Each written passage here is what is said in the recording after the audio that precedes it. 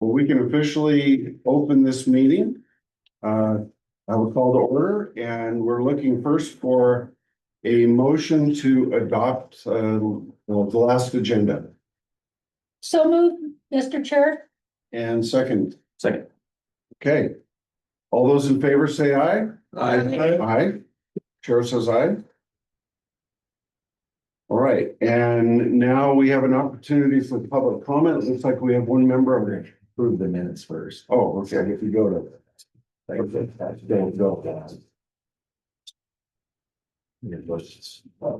Right there. Okay.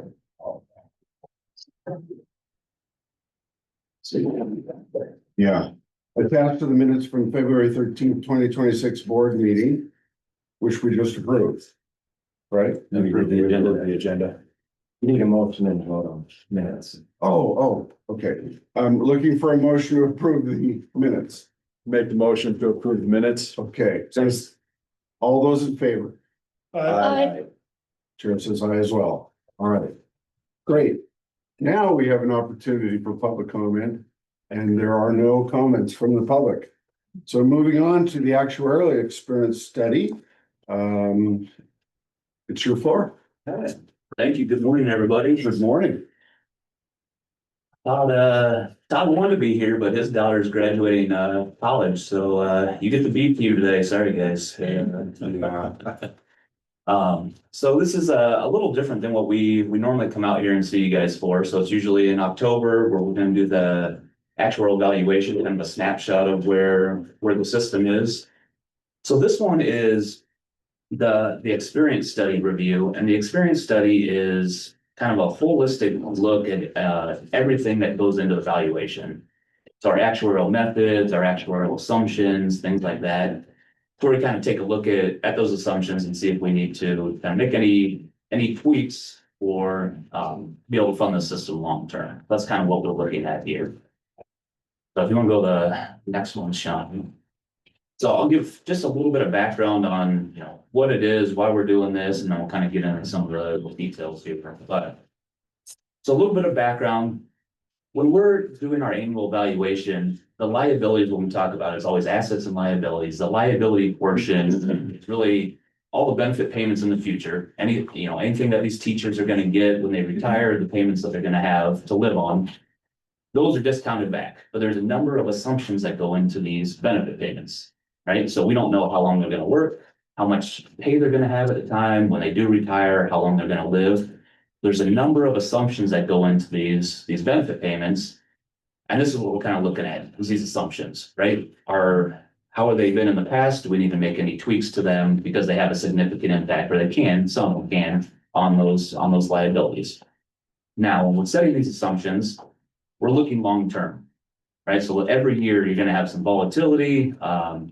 We know not every year, we're not trying to predict who's going to retire in this next year. We're kind of looking long term, right? Like 30, 40, 50 years out in the future, trying to set assumptions, knowing that they're not going to be right every year, but trying to eliminate as much up and down or actuarial gains and losses as we can. So that's kind of what we're looking for with these assumptions. And when we're setting them, we're trying to look for this something that's not too conservative, not too aggressive, this little Goldilocks approach, something in the middle for setting these assumptions, right? We don't want to assume that every single person is going to retire exactly when they are first eligible to, but we don't want to assume that they're going to work until 80 as well, because that's going to change the cost. We're trying to get somewhere in the middle. It's kind of the thought process. I'm going to interrupt you real quick. So behind this presentation that's on the screen, if you want to look at it, it's behind tab 3. If you want to follow that way, sorry. Thanks. I was trying to find it in the book. So when we're doing this experience study, we do it generally every 4 years. So when we're talking about the study period, it's the last 4 years of data with the proposed assumptions. If they're adopted, they would go into effect with this next valuation. So the July 1, 6 valuation. And they're forward looking. So if we set new assumptions, they're looking forward from that date. When we come back in October and look at the valuation, we say, oh, there's some gains and losses. Those are comparing to the prior assumptions. So again, when we set new ones, they're kind of forward looking, what's going to happen in the future, what these assumptions are for. A little bit of of our philosophy. So when Todd and I are kind of talking through everything, kind of what we're thinking when we're setting these assumptions, there's a few different pieces of information. And one of those, they're kind of down the bottom here, but it's don't overreact. So when we see what happened over a 4-year period, we're not going to necessarily say, yep, we need to go exactly to what we saw during that study period. We may go partway there. We'll look back at the prior study at times, and if we've seen the same pattern for multiple study periods, 4, 8, 12 years, then we'll move a little bit closer. But we're not trying to just say, this is exactly what happened, let's jump there, and then we overreact, and we have to go back to the next study period type of thing. We do try to anticipate trends. Probably the most, their biggest one that we've seen in the past is mortality improvements. So over the past decades, we've seen mortality, people living longer in general. And so we try to anticipate that in the actual evaluation. We're currently anticipating mortality improvements. We already have that built in, but those are the type of things that we want to see. So if we see things happening over and over and over, we kind of want to build those into our assumptions. And then lastly, we like to simplify when possible. There's so many assumptions that go into these actual evaluation reports. They can be as complex as we want, but if we don't have to have a complex assumption, if we can simplify it and still get a good result, an accurate assumption, we want to do that, right? And so that anytime we can, we look to simplify it. And so we'll see that on a couple assumptions when we get to some of the demographics. And then one more page here, just a little bit of background before we get into the good stuff is when we are doing the demographics, so demographic again, what happens to the people.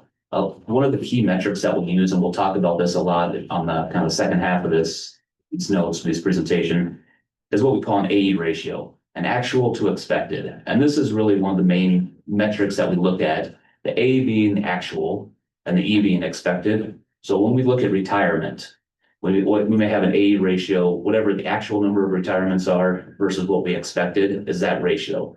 And so you'll see that number a lot. We'll say the AE ratio, here's what it was with the current assumption, here's what it is with our proposed. And that's a metric that we look at quite a bit on the demographics. Again, we'll look a little bit more at that, but that's one we see a lot. Historical information we look at for each of the assumptions. Sometimes it's a good indicator of what we can expect in the future, other times not. Generally with what happened to people, mortality, retirement, what's happened in the past is a pretty good indicator. And so we use that a little bit more heavily. On the economic side, it's not as great of an indicator. So when we look at investment returns, what's happened over the past decade, it's not necessarily a great indicator of what's going to happen for the next decade. And so we use some outside resources, some professionals and things like that to kind of help us.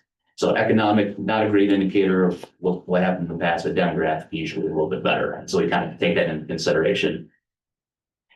There's art and science in this. Science, if you get 10 actuaries in here, you're probably going to have 10 people that can crunch the same numbers, right? How many actual retirements happened? How many were expected? That's just numbers. As far as the art is, how far should we move towards the data that we saw? And so there's some professional judgment that goes into all this. Yes.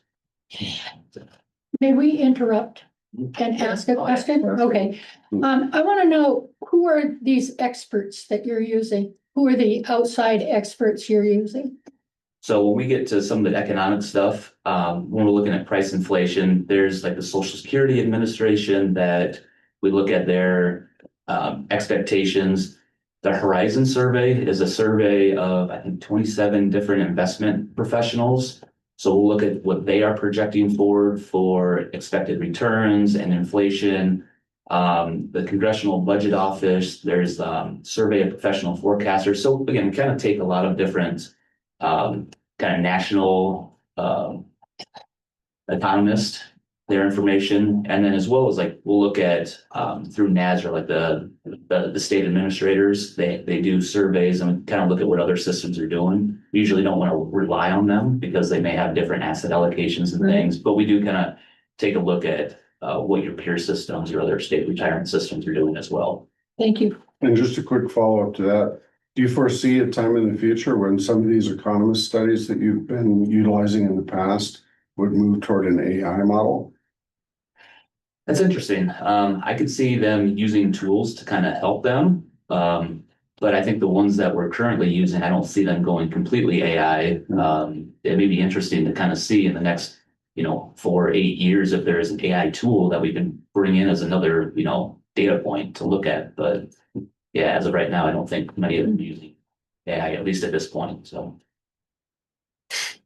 Thank you. Yeah, and then the last point here, we won't mention it a ton, but I wanted to point it out is during this period from 21 to 25, like clearly COVID had an impact on some of those years. And so we did take that into consideration.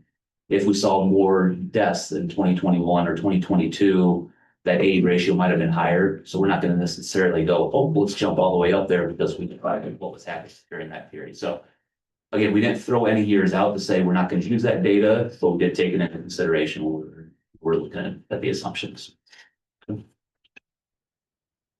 So getting to the actual parts of what goes into the valuation. First one is the actuarial methods. So there's 3 different methods that are part of the funding policy or part of the actuarial valuation: the actuarial cost method, the actuarial valuation method, and unfunded, or the amortization of the unfunded liability. So the actuarial cost method is really just a budgeting tool, how you're going to allocate past service or future service, like what the liabilities to past or the present, or to past and future. We use entry age normal. It's the most common method used. Almost every public system uses it. It's required for GASB, so recommending no change. Pretty easy there, we're hoping. The actual asset valuation method, this is our smoothing method. We smooth over a 4-year period. It's worked really well. It's a fairly common method. Again, we don't see any reason for changing that. And then the amortization of the unfunded liability. Again, this is how we're paying off that unfunded portion, right? Our debt, how we paying that off. And that's over a single base level percent of payroll, meaning that the payments to it will increase each year with the payroll growth assumption. We'll touch on the payroll growth assumption. But again, with a fixed rate plan, very common procedure. So really pretty nothing burger on this slide. We're not recommending any changes to any of the actual methods.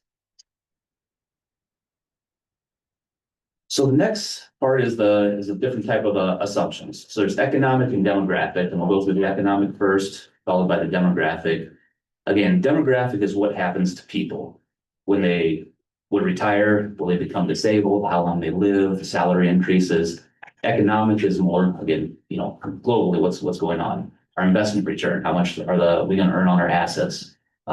Inflation, payroll growth, general wage growth, inflation, like for individuals, kind of all those things. So this is where I kind of talked about that we do take into account some other advisors on the economic. The demographic side is mostly data driven, and so a lot of times it's just on the actuary to kind of set those. But we will look at 2 different types of assumptions separately. So economic. We have to use what's called a building block approach when we set economic assumptions.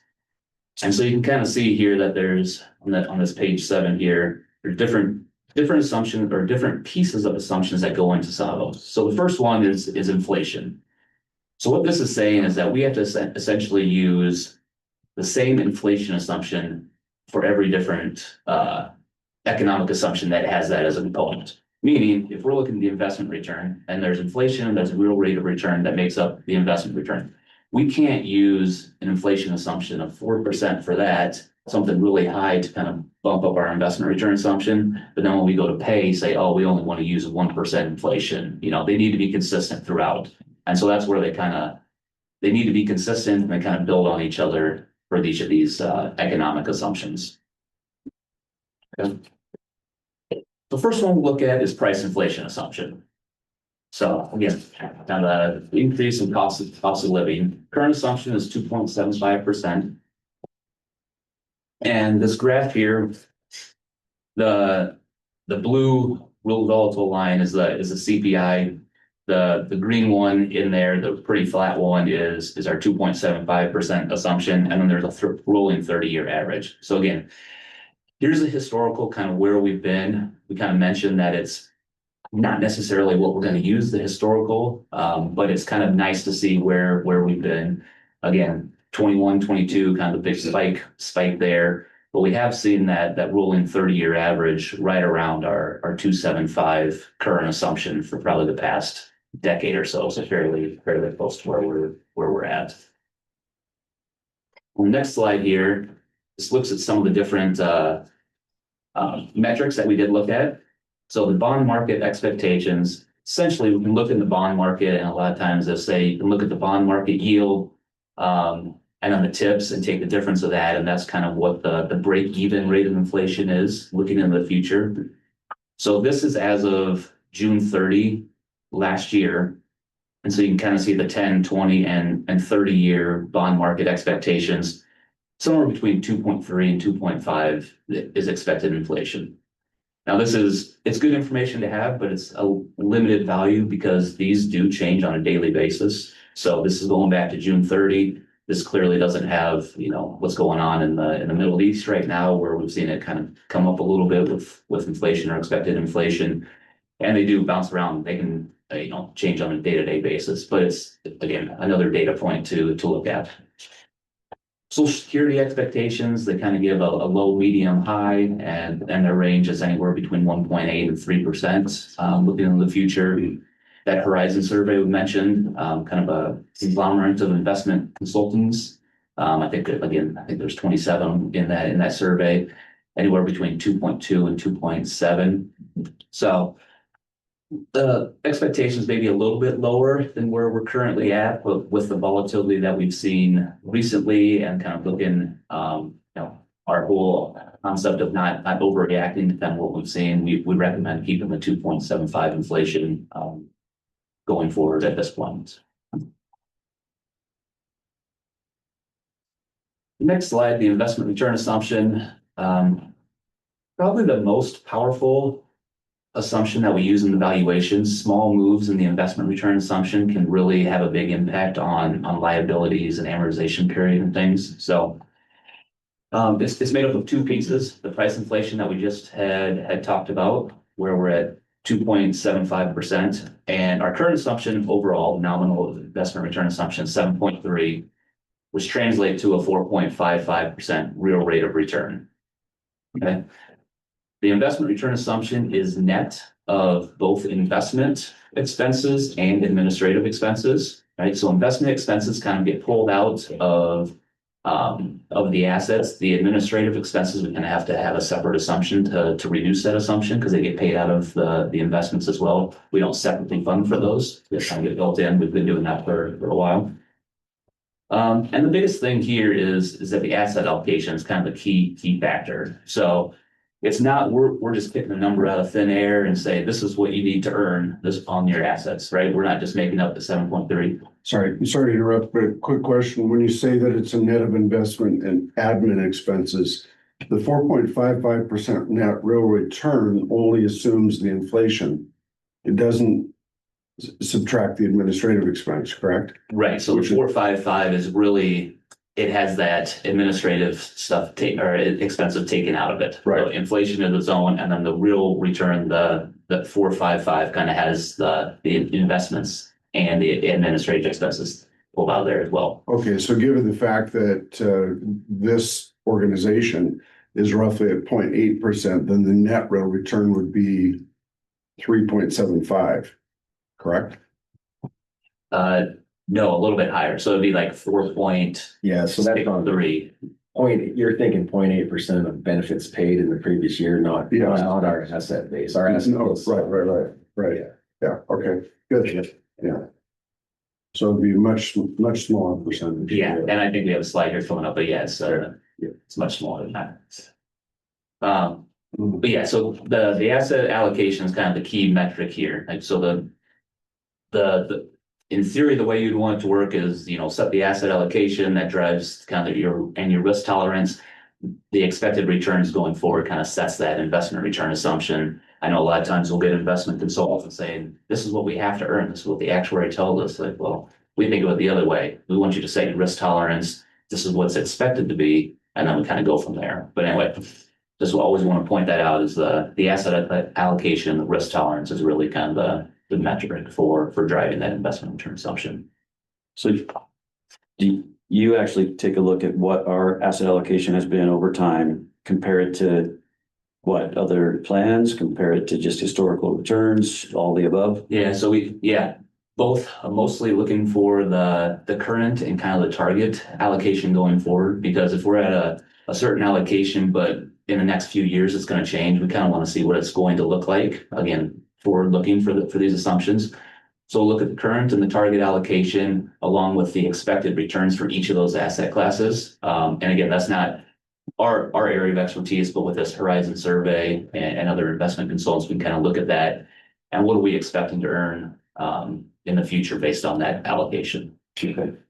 And if you saw an issue with our assumption, you would recommend a change, and then we would be the ones to actually tell you that let's go ahead and make that change. Yeah, so let's say that you decide to go very conservative and you had, again, an extreme example, you have 70% in fixed income or something like that. And so we use the expected returns and all of a sudden it's like, oh, well, you're only expected to earn 6% because you have so much in fixed income. We may need to lower this investment return assumption based on what we're seeing. You could always go back and say, well, we can be more aggressive, or, yep, that's what we're looking for. We're fine taking some risk off the table and doing that. So that's kind of what we look at. Next one. So again, it's always good to look at the historical, not necessarily an indicator, but looking at the last 20 years here of actual investment returns on market value. You kind of see the blue columns going up and down, fairly volatile for the last 3 years. Interestingly, been fairly close to our assumed return of that 7.3. And then the bottom corner there, we have kind of the historical average returns over different periods. So 7.2 over the last 20 years, 7.9 over the last 10 years, almost 10% over the last 5. So again, historically, it's looked like a pretty good assumption. Again, we're always looking future, so it's a little bit different, but. On the next slide, again, not how we want to set any assumptions, but again, nice information to have here. So this is kind of the trend in public retirement systems. This graph here, it kind of shows the movement of the investment return assumption. And so if you look at the median line going right across and you see that 7%, that dark blue column portion of this is every a state retirement system that is in NASRA that has an investment return assumption of 7%. And so you can see above there, there's a few that have, 7 to 7.5, where we kind of fall. 7.5 is a very small portion up there. But what this really shows is kind of the change. So if you look back on the far left in 2001, the median was right around 8%. And now there's basically no systems that are at 8% as assumed rate of return. So you can kind of see the shift down. So again, median is right at 7%. I believe the actual average is 6.91% right now. So again, a little bit higher, but again, this doesn't take into account different asset allocations, different risk tolerances for these systems. This is just really just a data point of where everybody's at. What do you think the main drivers for that decline are? Over this period, I think the biggest one was the lower interest rates that we saw. So, as interest rates were coming down, you're not earning as much on fixed income. You saw the expected returns kind of projected out for investment firms were lower. And so I think everybody kind of followed that trend, moving down a little bit. From my mind, lowering interest rates is just a symptom of a different issue. This is an issue that I brought up before, but historically, if you look at the difference between developing markets around the world, like China 10 years ago, when they were building infrastructure, and like the US was in the 50s, the growth rate overall is higher in a developing country generally. Once you get to be a highly established a country like the United States that is very well developed, growth by necessity tends to slow. And have you looked at those demographics at all to see if that may persist going forward? We have not looked at those. Again, this is where we kind of rely on some other experts, because again, not necessarily our area of expertise. We kind of pretend to be at times, but the investments and the kind of economic impacts are a little bit beyond what we can do at times. But it's interesting, and I don't know that I've seen that in some of the studies we've looked at. But kind of liken that to the lifestyle of a human being. Somebody in their 30s and 40s in their prime development years, they tend to work harder and make more money, and they get to retirement and their income stops and their investments get more conservative. So it's similar with economic realities in different countries. So I just wonder about that myself. If overall we get more and more development around the world, if those assumptions will continue to decline in terms of the overall assumption on total growth. I think we have started to level out here. Again, if you look at the last 3 years, it's been right at that 7%. So I think over the last decade, there was a steep decline going, an 8% assumption down to roughly a 7%. But I feel like over the last 3-4 years, it's really kind of leveled out. So I don't foresee us meaning the public sector, continuing to lower much more. I think a lot of systems are kind of liking that 7% for where they're at, or roughly around there, maybe a little below, a little above. I also think we're fortunate that the BOI in the state of Montana has done an exceptionally good job. Yeah, definitely helps. Yeah. Thanks. All right, so slide 13. Again, looking at future expectations, these are real returns that we're looking at, and based on the Horizon survey. So the way to read this table here is the expectations looking out into the future over different time periods. So again, over a 1-year period is that first row. You can see that there's essentially a 50% chance that we're anywhere between a minus 2.7 and a positive 13.5. Extreme volatility, right? Like there's 50% chance you're going to be in that range. So 25% you'll be below that, 25 you're above. As you get later out in the time years, right? So instead of looking at a 1-year period, you look out at a 20, 30, 50-year time period. Those ranges shrink a little bit, right? The more time we get, the more hopefully accurate the expectations will be. And so really we're kind of looking at that 50-year time period. But even if you look at that, the 25th to 75th percentile. So again, over a 50-year period, the real rate of return, and remember our expectation right now is 4.55, is somewhere between 3.94 and 6.23. So still a pretty wide range, but we're within that range for these forward-looking expectations. And this is based specifically on our asset allocation? This is based on your asset allocation, but using that 2025 Horizon survey. I will point out that the 2025 Horizon survey, a lot of those investment consultants, this was information from early in 2025. I've done 2 or 3 experience studies already this year and looking at some individual investment consultants. Their 2025 to 2026 expectations on these individual ones, they've come down maybe half or 50 basis points to a full percent. So these may be on the high range if we did this again in 2026. But again, it's a nice data point to have, but I could see the next Horizon survey kind of a little bit more conservative, at least from what I've seen so far. So the next slide, again, the administrative expenses we mentioned need to get pulled out of. Sorry, one last slide. So 50 years, I mean, the time frame on our plan is infinite or more than 50 years, right? I mean, this is the best you can do, but there is that discrepancy, right? Yeah, so it's in theory infinite. When you kind of look at a teacher's lifespan, again, we know teachers are continually be hired in and work forever. But if you're hired in and work for 30 years and live for another 30 after you're 20, something like that, like we're probably looking in the 50 to 80-year range. And so that's kind of where that came from. We could run it out. They're not going to shrink that much more. Like if we looked at a 100-year period, at that point, you're hitting a limit or coming close to a limit. Sure. So is it a correct assumption that over the last decade or so, the average number of years that the average teacher works before retirement has been dropping a bit? I'd have to look at that. I don't know if For our system, it has, but it's very slightly. Very little. Yeah. Okay. Yeah, very little. And some of it has to do with them entering the profession later in life. Like you're getting more people that are entering later in life, under different circumstances. Sure. And somebody just graduating from Western and going to work right away in Montana. Maybe they're coming from out of state. Right. There's a lot of factors, but it's just incrementally like by, a 0.1 for 5 years. Okay. Well, that's good. So the administrative expenses, kind of mentioned that this needs to be pulled out as well. So looking at over this study period, the last 5 years, what the actual administrative expenses were as a percentage of the market value of assets during that year, and then it's kind of our expense ratio.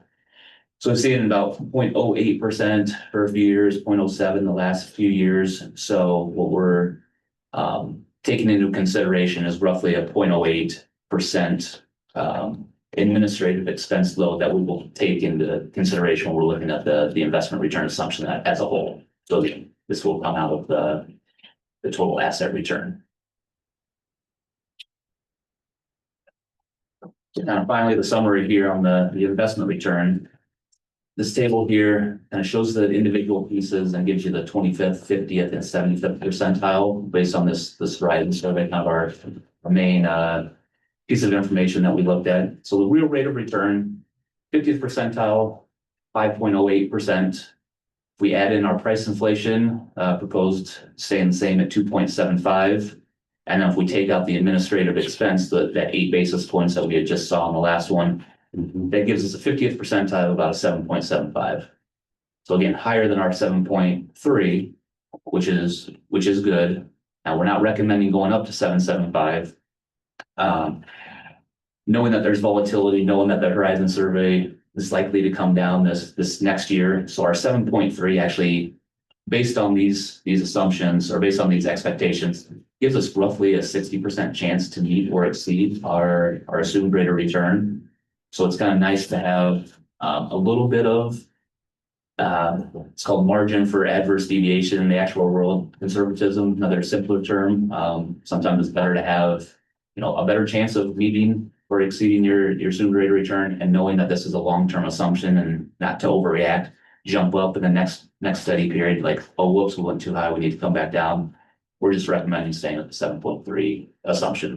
And just to clarify, a few pages ago, under your current assumption, you're actually assuming a 4.55% net compared to this 5.08, which has been the experience over the last, how many years is this still now? So this table here, this 5.08, Great. this is the forward-looking expectations based on the 2025 investment firms, their forward-looking expectations. So the actuarial assumption, is that based on the 4.55% net return or the 5.08? So the actuarial assumption is the 4.55. Yep. Yes, okay.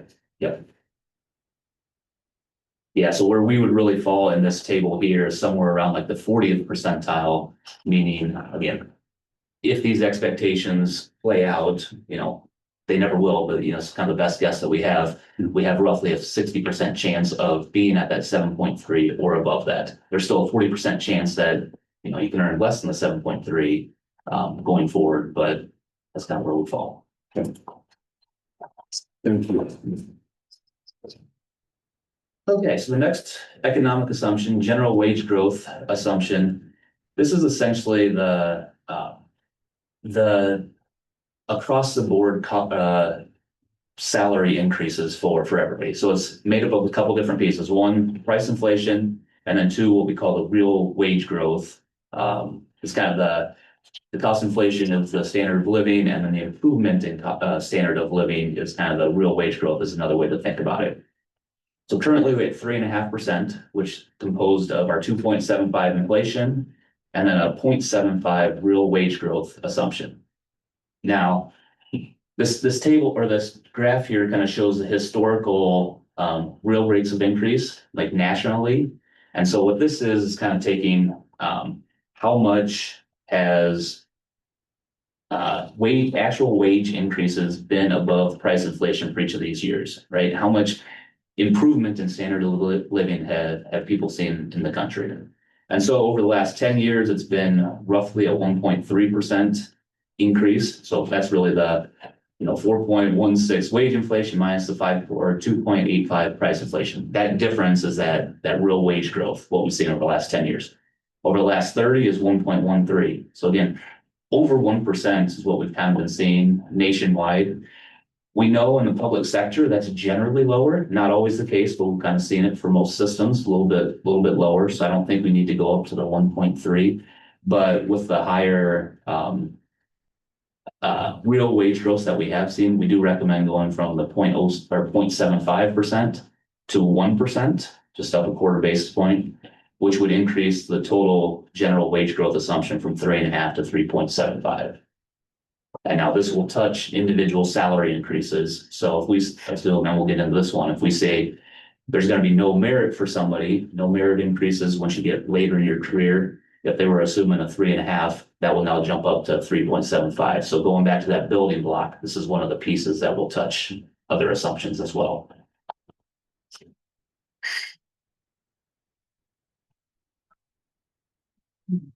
The last economic assumption is payroll growth assumption. And this one's a little bit different because this does not impact our liabilities or our funded ratio or anything there. It doesn't affect those numbers. It's an assumption that is only used to determine the amortization payment on our unfunded liability. So when we talk about paying off that unfunded liability, that mortgage, our debt, we've kind of mentioned it. Typically, if you're paying off a mortgage, it's a level payment every single year. What we use is the level percent of payroll. So every single year that payment increases because we assume total payroll increases. So it keeps the rate of pay the same, right? So if our payroll increases by 3.25%, payments increase by 3.25%, that rate of pay that we're using to pay off that debt stays the same. Okay. So that's the only use for this payroll growth assumption, but it's fairly important. So our current assumption is 3.25%. There's a number of things that go into this assumption. One is the size of the active membership, right? So if every member, every active teacher gets, again, for an example, gets 0% pay increase, you would think that payroll will grow by nothing, right? But if we have more active members, just by having more bodies, that the payroll is going to be higher. Or vice versa, if we have fewer teachers and everybody gets a big raise, you could still see payroll not grow at all. And so the number of active members is a big component of this assumption. The general wage, oh, sure. Even though teachers may not get a percentage of increase in their wages, when I was teaching, you got another year of seniority, thus you did get an increase in salary. Yeah, and that's kind of are you talking like the step, like as they Right. more seniority or higher education or things? Yeah. Ladders or matrices. Right, exactly. And so that when we get to the individual salary increase, we will see that you see it's a pretty standard pattern that early in a teacher's career, they have higher percentage increases and it kind of goes down as they work, right? So they get to the end of the step or end of the ladder, or they've got their PhD, they got all their education, and so they're just getting like small or no increases. But early on, when you're getting those extra years of service, we see bigger increases compared to their salary. And so we will see that on the individual salary increases. That is still built into here with the general wage increase as well. But there's a number of different pieces that kind of go into this payroll growth assumption. Brent, two questions. On the last slide, the data you're showing here is for national average wage increases. Is that the same in Montana?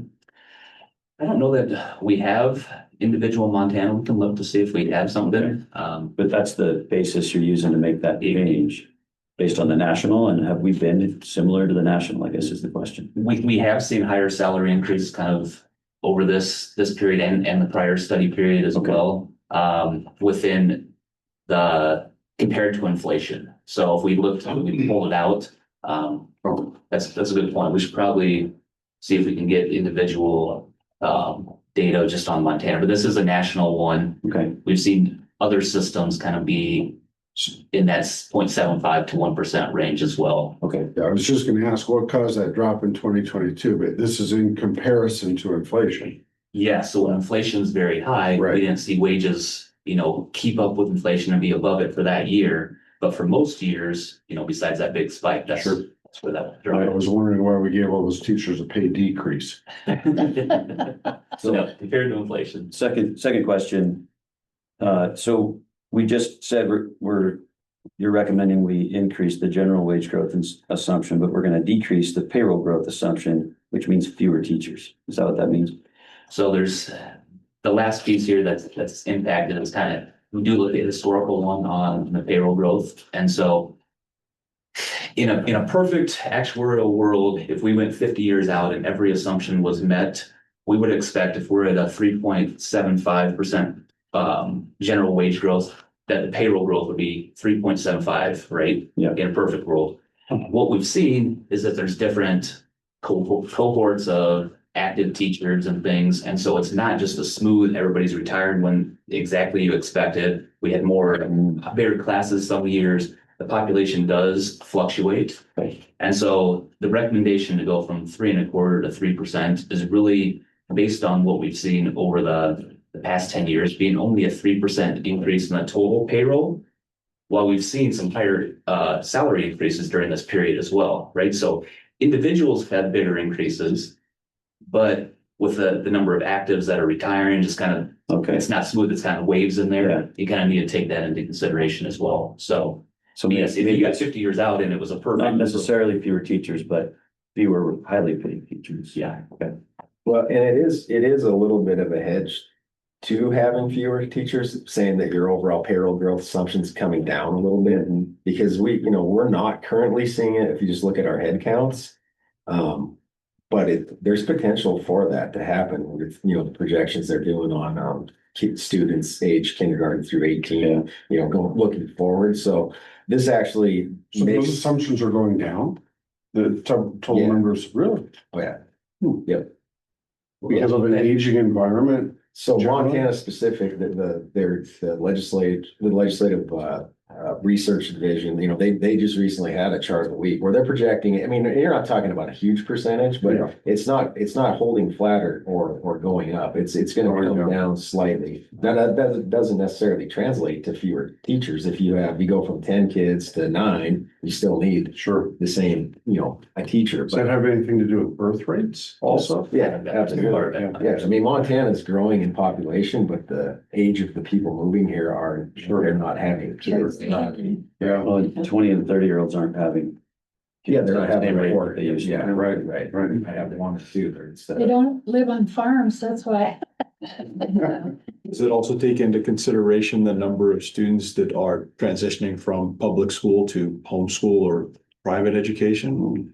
So Good question. in the eval, you guys assumed 0 growth Right. per head count. And we typically see it typically does grow, but it's by less than 0.5%. It's a real small percentage that we actually have been increasing. So that assumption's not changing. You're gonna, as far as like Right. head count, this payroll growth assumption, really it affects our future contributions, where the general wage growth is our future liabilities, is the way I think about it, right? Right. Yep. I mean, so individuals are we can see they're gonna have higher salaries earlier and for longer. So our liabilities going up, but the overall payroll contributions coming in the future we're taking it down slightly. So in both ways, we're making this a more conservative assumption. Okay.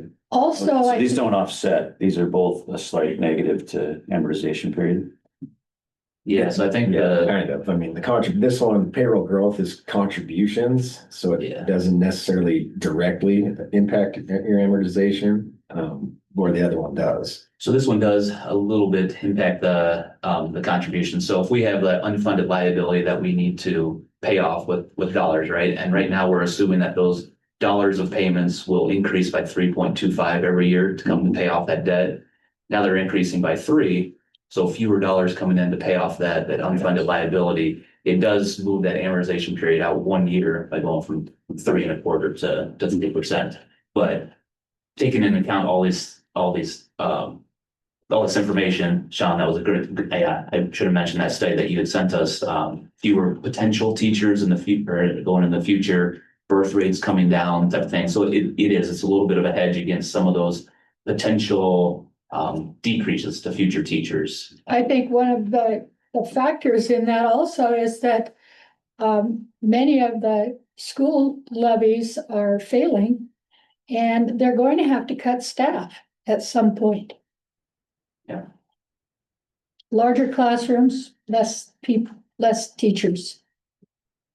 And this annual increase over the past 10 years, that is specific to our system. Yes, So I that mean, is. we're actually just moving to what the numbers show us for the Yeah. most part.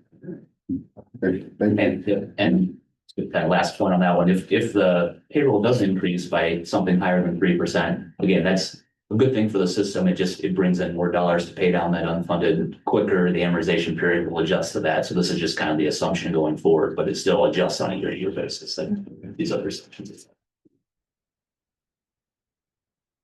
So on slide 18, is kind of a summary of the economic assumptions that we're looking at. So proposing no change to price inflation or investment return assumptions, staying at 2.75 and 7.3. The real wage growth going from 0.75 to 1, which translates to the general wage growth going up a quarter basis point as well, from 3.5 to 3.75. And on the payroll growth that we just talked about, going from 3.25 down to 3. Again, forward-looking assumptions that would go in with this July 1, 2026 valuation. You mentioned that last one cost us a year on amortization. Do you have, for the other two, do you know roughly what they cost us in amortization? The other two I do, and they were. So I don't have the individual pieces. We have salary combined. So when we look at individual salary increases later, that will be so. The real wage growth is kind of a component of that. When we get to salary, okay, that's we'll kind of talk about. Right. One more question on that. How do these numbers and these proposed assumptions correlate to the median averages across the country? So particularly real wage growth. How does that contrast and compare? I've seen anywhere from probably 0.5% up to 1.25%. So you're right in the range. Okay. I think most systems are at the 0.75 or the 1% right now. So I think you're right around there. Thank you. Okay, so moving on to the demographic assumptions.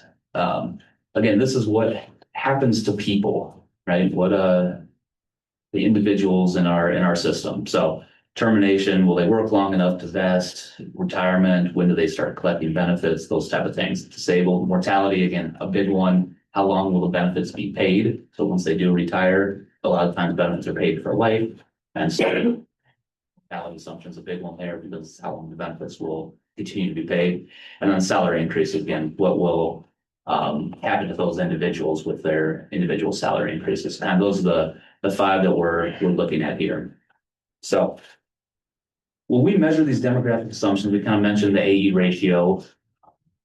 We will look at kind of the liabilities for these members. So when we look at the AE ratio, we're not necessarily trying to decide or head count, right? How many active people retired versus how many members were we expecting to retire. But we're kind of looking at the liability that goes with this. So we could have one person, we expect one retirement left, but if they were a very small liability, it may have not had an impact on it. So we're trying to adjust these to essentially come up with what the liability released is. It's pretty detailed there, but it's, sometimes it's easier to think of head counts, actual people that left, but again, it's the liability that those people actually had when they left type of thing. So that's where we're kind of look at, because that will match what we're doing for the valuation, right? We're not trying to project how many people get benefit in the future. We're trying to project what the benefit payments are for all the people that. The next slide, just one more kind of caveat as we're looking at things. So this AE ratio is actual to expected. Most times we want 100% or somewhere around 100%, because then that means the number of actual people that left or died or terminated or liability versus expected is spot on. However, there's this fit component as well, right? You want it to match at different ages. So that's what this graph's kind of showing here. Like, oh, great, we're at 100% AE ratio. However, the the red line being the current rate and the blue bars going up is what actually happened. We're not close at any years. And so that's where we'll kind of make some adjustments at times. Sometimes it may actually move the A ratio farther away from 100%, but it makes it fit better. And so, yeah, one more consideration that we have. So first one we're looking at withdrawal. This is essentially anticipating that a member terminating from active status, not for retirement or disability or dying, but basically any other reason for leaving active status. We did study this one separately for both full-time and part-time members, and looked at it by years of service, but we grouped males and females together. And that liability weighted that we were talking about, like instead of looking at head counts, but actually liability leaving the system, we performed. And that's really the kind of best practice to look at for withdrawal assumptions.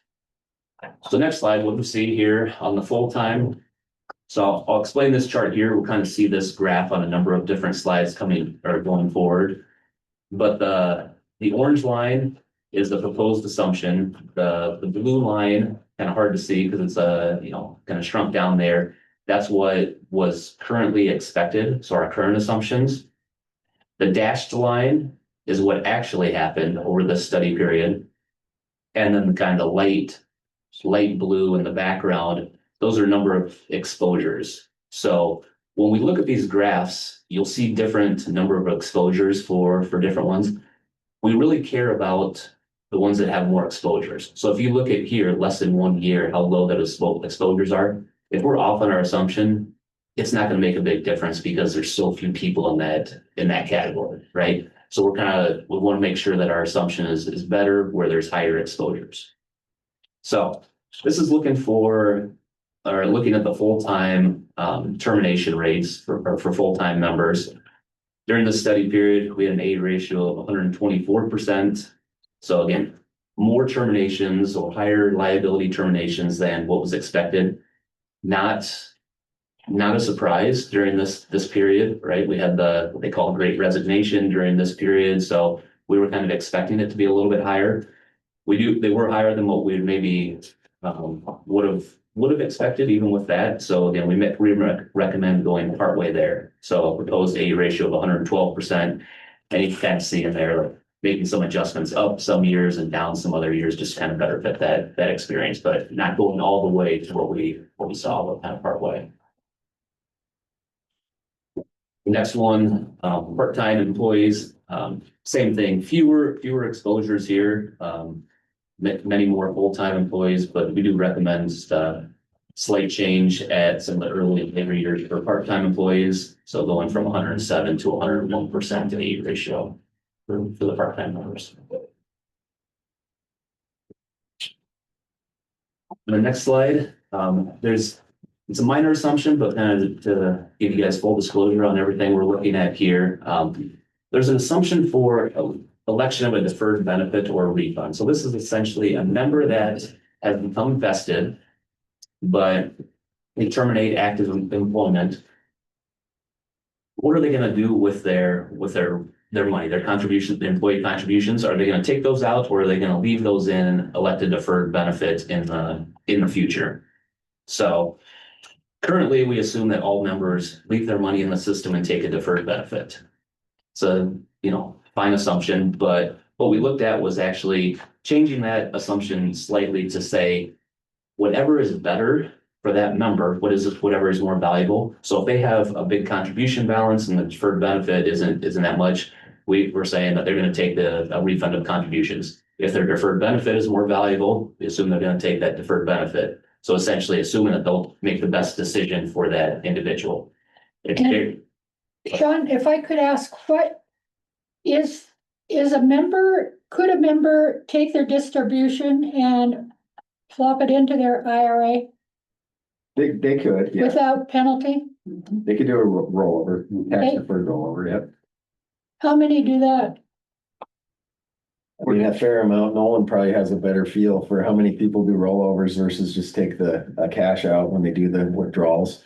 I would probably put it at like 25 to 30% do a rollover versus cash out. That's amazing. Amazing. not That smart. should be the other way around. It's not smart, yeah. And what percentage of the people do that? And what percentage leave it in there until they get their deferred benefit? And what percentage do one or the other and take it out? Well, that's a But most, It's harder, but. most of the people cashing out or rolling over are non-vested members. Oh, So- right. Yeah, so I mean, Which doesn't as affect. far as vested members, you might see 2 or 3 or, somewhere between 0 and 5 a month, Very are low. vested. Yeah, I mean, so it's a lot lower percentage of Okay. vested people that are withdrawing. Which makes sense. Yeah, so we actually, the current assumption being that all members got the deferred benefit, Yeah. we think was fairly close. This just kind of we'll change it to be no impact or no negative impact to the system. Okay. This had really a very, Right. very minor impact on the liability results. No change to the amortization period, anything like that. So it's a pretty small assumption, but kind of just protects the system. So Like a scratch on your muffler instead of the side of your door. correct. We also try to do our due diligence to make sure they're informed of what decision they're making. Either they're choosing online, doing an online withdrawal, it gives them the proposed benefit, they're the normal full amount they're forfeiting or lifetime, as well as we try to make sure they receive an estimate if they're vested. So, Great. yeah.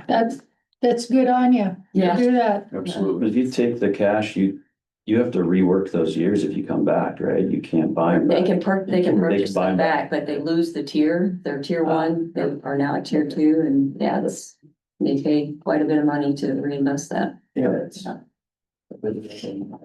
Yeah, absolutely. Spending. Thank you.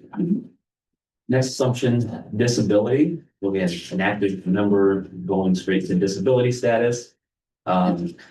This one is more based on age than service, so we studied based on age. And the other thing is, this is the one demographic assumption that we do look at head count, experience versus liability experience. What we've seen on a number of different systems is that sometimes a member that becomes disabled, their salaries drop in those years, and so we don't want to assume that they have the lower liability going up to disability, and so we kind of look at the head count versus the liability.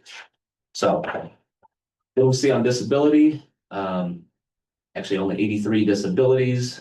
We expected 127. This was similar to last experience study as well. We had decreased it a little bit. Again, sticking with our move part way, don't overreact. We're just recommending a 10% reduction in disability rates kind of across the board. So AE ratio was 43, just moving it up a little bit to 48, but kind of in that direction. Sean, now, we see all the disability, don't we? I We don't do, remember 83 of them. It's over the 5-year period. Oh, okay. Yeah, sorry, 5 years. So, You stretch it out so my memory, get around it. Yeah, Okay. it's over the 5-year. Still seems like a lot. It does seem like a lot, yeah. Well, the next one. Retirement. So again, this is retirement directly from active status. So this isn't looking at anybody that left, is deferred vested, they kind of wait and then wait till retirement. This is going straight from active status. Again, looked at age, years of service, but combined males and females here. They seem to generally have a similar pattern. Liability weighted was performed here again. And this retirement type was analyzed separately. And so we look at both early retirement or a member taking a reduced benefit because they have different patterns than a member that is eligible for an unreduced benefit. We also studied unreduced retirement for the very first year that they become eligible for that benefit. And then after that first year, what's their experience like as well? So that's where we currently have assumptions. We have different assumptions for early, first unreduced, and then kind of after your first eligible unreduced. We have 3 different assumptions right now for retirement. So we analyzed each of those. The data that we looked at still shows a need for a separate retirement for early retirement or reduced retirement. However, when we studied the first eligible for unreduced and beyond that first year, we actually didn't see much of a much of a difference between those two. And so what we're recommending is to kind of combine those assumptions. One, it gives us more data, some more credible data by combining two data sets. And going back to that simplified, right? If we can simplify an assumption, not have two assumptions that do the same thing, kind of helps us out. So that's what we're recommending, to just have the early and unreduced now. We do recommend some minor adjustments to those normal retirement rates. And if you flip to the next slide here, Sean, you can see here on page 30, slide 30. On the left is the early retirements. So we were at 100%. We don't recommend any change. Again, there's pretty low exposures for early retirement. So just kind of keeping that standard 5% assumption across the board. When you zoom in, it looks like we may be a little high and a little bit low, but overall, like we feel like that's a pretty good assumption for the limited number of early retirements. And then the unreduced retirement, this is the assumption on the right side. Currently 118%, again, moving part way, but combining those two assumptions as well, not having the two separate ones come down to about 104.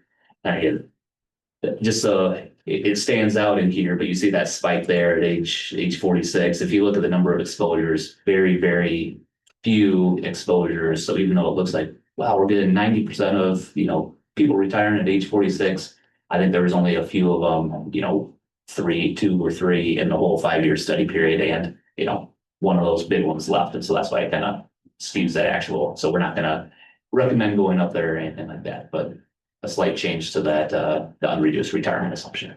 In the vein of don't overreact. Yeah. All right. Mortality is our next one. Kind of like the investment return assumption of the economics, mortality is probably the most powerful assumption on the demographic side. Just because, if people live longer, we're paying benefits for a longer period of time. And so it can have an impact on the cost. Generally, what we do for mortality is there's a lot of mortality tables kind of floating out there with the Society of Actuaries. They produce standard mortality tables. They have tables. We're currently using a table that is based solely on public plan data. And so we kind of start with those tables. But based on what we see during the study period or multiple study periods, you can make adjustments. So you can make an age adjustment with an age setback or a set forward, where it's basically saying this 60-year-old is exhibiting mortality of a 59-year-old, so we're going to shift the whole table. Or you can adjust the table. They have different tables for benefit sizes. So generally what they see, and there's correlations, not necessarily causation, but like members with higher benefit amounts generally live longer. So there's different tables for those versus lower benefit tiers. And whether that's, you have more money so you can, have better healthcare when you're retired, or if there's some other correlation, we're not sure, but there are things that we can look at for different tables. When you're looking at these mortality demographics, are you focusing exclusively on teachers' mortality Yes. So and specific to Montana even? yes. Yeah. Wow. So we're looking at your individual or your actual data that you have. Okay. But the Society of Actuaries with these public plan tables, they actually they have 3 different sets of tables, one for general employees, one for public safety, and then one for teachers specifically. Sure. And so that's what we're currently using is the teacher specific table. And it seemed to be a fairly good fit, and we're recommending to stay with the teachers table as well. Have you noticed any mortality differences with people that are also coaches? I don't know that we have that level of detail, but I will say that teachers seem to. You're saying that. All that emotion, I don't know if it's a I've never positive. been emotional in a situation ever. Yeah. It's funny you say that because we do always see that teachers have better mortality than most other public safety and general employees. And it's interesting that the higher their retirement, the longer they live. Yeah. That's good for me. Absolutely. And then the last one is scaling factors that you can use to just bump up the rates or bump them down type of thing, kind of just move the table as to make adjustment. That's what that's okay. So our current assumption right now is the Pub 2010, which at the time was the most recent published plan mortality table based on only the teachers, and they're the healthy retiring mortality table. For males, we did scale it up 102%, so just slightly change the table, and then for females, 103%. And then future mortality improvements is what's called like this mortality improvement 2021 scale. It's the most recent one at the time. It still is the most recent one. The Society of Actuaries have basically said, we don't believe the data that's coming out the last few years with COVID. It's, out of the range of reasonableness. So they actually haven't produced a new mortality improvement scale. So we'll get there as well, but we're recommending staying with the most recent table. So why did you split males and females and before it was gender neutral? So that's a great question.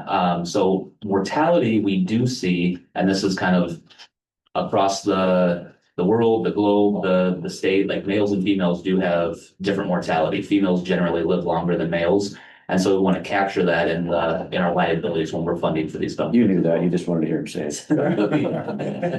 Female teachers. Yeah. Yeah, maybe. Yeah, but is it because they don't work as hard? About that. Yeah, they got experience. You're on there, right? Yeah. You should check your chart. Yeah. I know better. So if we go next slide. Yeah, I'm not even touching that one. Recommending, so there was in 2025, a new set of Society of Actually public plan mortality tables that were released. So they're most current ones. They're called the Pub 2016 because it takes actuaries forever to actually get data analyzed and put out there. And so that's the midpoint of the study period, even though it was released, 9 years after the date. So recommending going to the Pub 2016 tables, using the teacher tables. And actually what we found is we don't think we need any adjustments, any age scaling, any sort of thing. So just using the base table for what we saw. So, and again, continuing to use the mortality improvements in the future with the same table, that the most recent table that. Was this a net cost to us in amortization to move to this table? Mortality was 1 year? basically no change. Yeah, it was slight increase in the AL, but no change in the amortization period. So if we see on the next slide, we found that the males in the upper left and then the females in the lower right. So again, the orange is the proposed, the blue is the current rate, and you can kind of see that they're fairly close to being on top of each other, meaning that, there's not much of a change in the rates. We do see that the current AE ratio was about 90% and we go up to 97. So in some of those ages from like 70 to 80, where we have a little bit higher exposure, makes a little bit of impact. So that's where we see the increase in the liability, but again, not enough to impact the amortization period. And on females, same thing. This one was a little bit lower with the current AE ratio, but going from about 87.5 to about 97. So with a 97% AE ratios using the standard table, no adjustments or anything, we think that's pretty good fit to use going forward. So, It's good. the other mortality assumptions, there are mortality assumptions for other members within the system, right? So this was all the retirees. Active members, they can clearly pass away if you're disabled. Once a retired member passes away, if they have a joint survivor, that continues on to their spouse or a beneficiary. There are separate tables for them. What we're recommending is the Society of Actuary does study each of these separately. We don't have enough data to really adjust any tables, so we're just recommending using the same general base table for actives or disables for disabled for each of the individual groups. I think you had a question there. No. Okay, and then the last demographic assumption here, individual salary increases. So we had touched on, this is almost a half demographic, half economic, because it has a portion in there of the general wage increase assumption that we had previously talked about, moving to 3.75. But then on top of that is what we call a merit scale. And this varies by age, more generally by service, but this is where your longevity, your promotions kind of get all baked into the ladder, that's where it all comes into motion. So We looked at this separately for both university and non-university teachers. We do see some differences between them. So first one we looked at is the non-university numbers. So again, the blue is the expected. This year, the blue bar is coming up as the actual increase that we saw over this study period. So this is the actual data for this 5-year study period. And what we're proposing is the orange line. So again, some years we stay the same, some years a little bit increases. So at most years, we're seeing a slight increase based on what we've seen. We did analyze this differently on a year-to-year basis as well. So we wanted to see if there was one year that was a big outlier, right? Did we get a really big increase one year that's kind of skewing the data?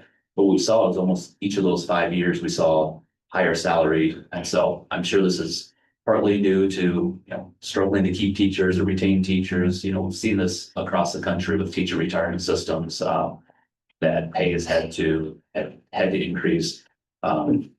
We see Sean at the directors meeting in NCTR. I think it's across the board, other teacher systems kind of seeing higher pay increases. And so we weren't surprised to see that a little bit higher. The expected increase was about 5.1%, and this is for everybody averaged out, not as an individual, but all the individuals. What we actually saw was about 6.6 over the study period. And so what we're proposing is moving to about 5.7. So again, moving partway there to what we saw. Don't overreact if there were bigger pay increases over this period, but kind of moving there because we do expect it to be slightly higher than where we're currently at. And then the next slide is looking at just the university numbers. It's a little bit different pattern, and we've seen this each of the past few study periods to where they're a little bit flatter of, not necessarily when you get more years of service, you're getting lower pay increases. Not that nice curve that we see with the non-university members. So our current assumption is 4.25%. We're recommending going to 5%. The actual that we saw during the study period was 6.9 and 7%. So again, moving partway. What in the world would cause a decline in year 11? When you have So 11, this is such a small yeah. group. Oh, I okay. mean, it's less, I haven't looked at it for a few years, but it's gotta be around 250 to 280 individuals. Yes, that's it. Yeah. Okay. It's a really small group. Yeah, so there's very few exposure from this. And they're paid through state where the others are paid through local, right? Kind of. I mean, the university system, but the campuses don't necessarily follow House Bill 13, the state pay plan, the state basically bill for raises. They do their own, but Yeah. I think the biggest factor is that's a really small group. So why that 11 went way down? I mean, it's probably like literally a couple of people that were, or maybe it could be one person that had 11 years of service. Yeah. You know what I mean? Yeah. Thanks. Just again, kind of full disclosure here, some of the other assumptions that we use in the valuation. So a marriage assumption. So we currently assume that spouse is same age as the member. It's a fine assumption. We're not recommending any change there. And then interest on member contributions, currently at 2%, recommending staying at that 2% as well. So just the last few. So summarizing on the next page, the demographic assumption, it's not touched on all these, but really the mortality moving from 2010 to 2016 using the teacher table, and then all the same tables for each of the different active, disabled, retiree, beneficiary table, those individual tables for them. Retirement, no change to early, eliminating that first unreduced and combining it, slight adjustments at the unreduced. Minor adjustments for termination, decreasing disability, and then salary increase at most rates. So just kind of summarizing here. And then probably the page that everybody's waiting to see here on the next one is what are we expecting this to do to the actual evaluation? So what you see, this is all based on the 2025 evaluation. So the baseline is what we actually had in the evaluation. That all changes is if all these proposed changes were adopted, what that would have done to the 2025 valuation. Now, these won't be, if we adopt all these, they won't be exactly the same for the 26, so there's gonna be a different demographic, there's gonna be other things that happen during that period, but they should be fairly similar. So what we see is, liability, about 7.2 billion, that would increase by about 124 million with these changes. The funded ratio come down a little over 1%. The normal cost is really the ongoing cost of the system, right? For these active members, what does it cost to fund these benefits? And this is the employer normal cost. It would go up from about 2.65 to 3.27, so an increase of, about 62 basis points, which means with our 11.96% fixed rate, we have a little bit less going to pay off that unfunded. So that would change our amortization period from 21 to 25. I would note that with the valuation last year, we have some deferred asset gains. So with that smoothing method, smoothing in over a 4-year period, we have some deferred gains. And so if all other assumptions are met and we adopt these, I don't expect it to go up to 25. That those deferred gains, even if we earn 7.3 this year, and I think we're not going to work a little bit higher than that right now, that would knock it down a couple years. So really it would be closer to 23 years. But I think this puts us in a better position going forward for what we're expecting. Great. Thank you. Well, on all of our behalfs, please pass on to Todd that the B team did an A+ job. Great. And do we open up for board discussion still to the public, or is that So- discussion? Yeah, so Brian just gave the presentation. It goes to public comment, and then you all will hopefully make a motion and adopt the recommendation, which I laid out in your packet. I have all summarized. So do we have any comments from the public? Okay, great. John, do we have any online? Anybody have their hand up? I have. Does Carrie have anything? Carrie, do you have anything to say? Nope, that was a great presentation. I appreciate it. Dee? So, Sean, what is going forward, to the next legislative session coming up very quickly? What is going to be your presentation? Because, legislators want it to be 0 years and we will be going up instead of down. How is that going to, fly during the session? Well, there hasn't been an experience study yet that hasn't been the same way. So I mean, it really overall, since I've been here, since 13, we've made our assumptions a little bit more conservative each time. And that's really what's going on here. We're basically calculating the max liability for these individuals. And as Brian said, I think, not on wood, but I believe we will, if the market stays where it's at right now, we're going to end up probably going from 25. It won't be 25, it'll probably be 23. So it's going to be a small change. And really the message is these are more conservative assumptions. The system's better protected with these assumptions than we were previously. And it's what actual experience is showing with, combined with the projections. I mean, this is planned. We do this every 4 years. We do an experience study and those assumptions are going to change. Those are good talking points. Thank you. Speaking of other talking points, Brian, again, how would our system compare on the median to the average state? Do you have an individual assumption or are you talking? No, for the amortization period. So for the fixed rate plans, I only work on a handful of them. I think in that 20 to 25 range is kind of where. Pretty standard.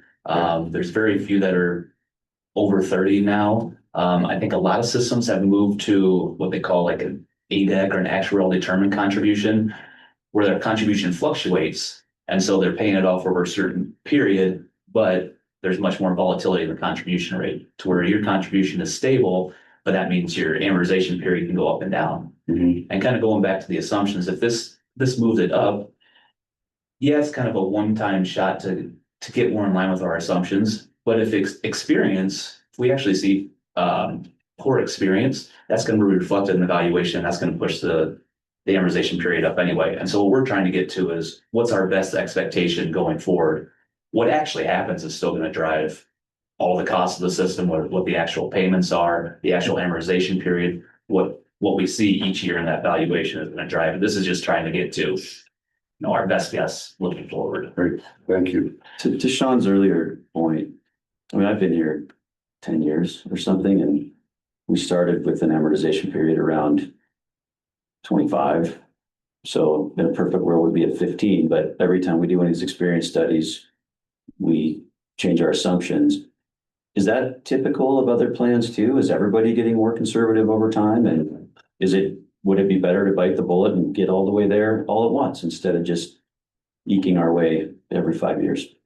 We have seen a number of systems getting more conservative, especially with that investment return assumption, right? Seeing that come down from 8 to 7, and that is extremely powerful. Like that's the biggest. that is the biggest, Yeah. right? So Fair. making these changes on mortality and salary, retirement and termination, they're really just blips, minor changes. Mhm. That investment return, we've seen it with a number of systems coming down, and a lot of complaints with other systems is we were 80% funded, 15 years ago, and now we're 75. Mhm. But their message to their boards or the legislators is that we're in a better position going forward. We're in a more accurate position, forward looking, even though it's like we haven't increased our funded percentage. And so that's kind of the same thing here with the amortization period. Is like amortization period hasn't moved in 10 years, but we're in a better position going forward to make sure that these benefits are funded for the teachers.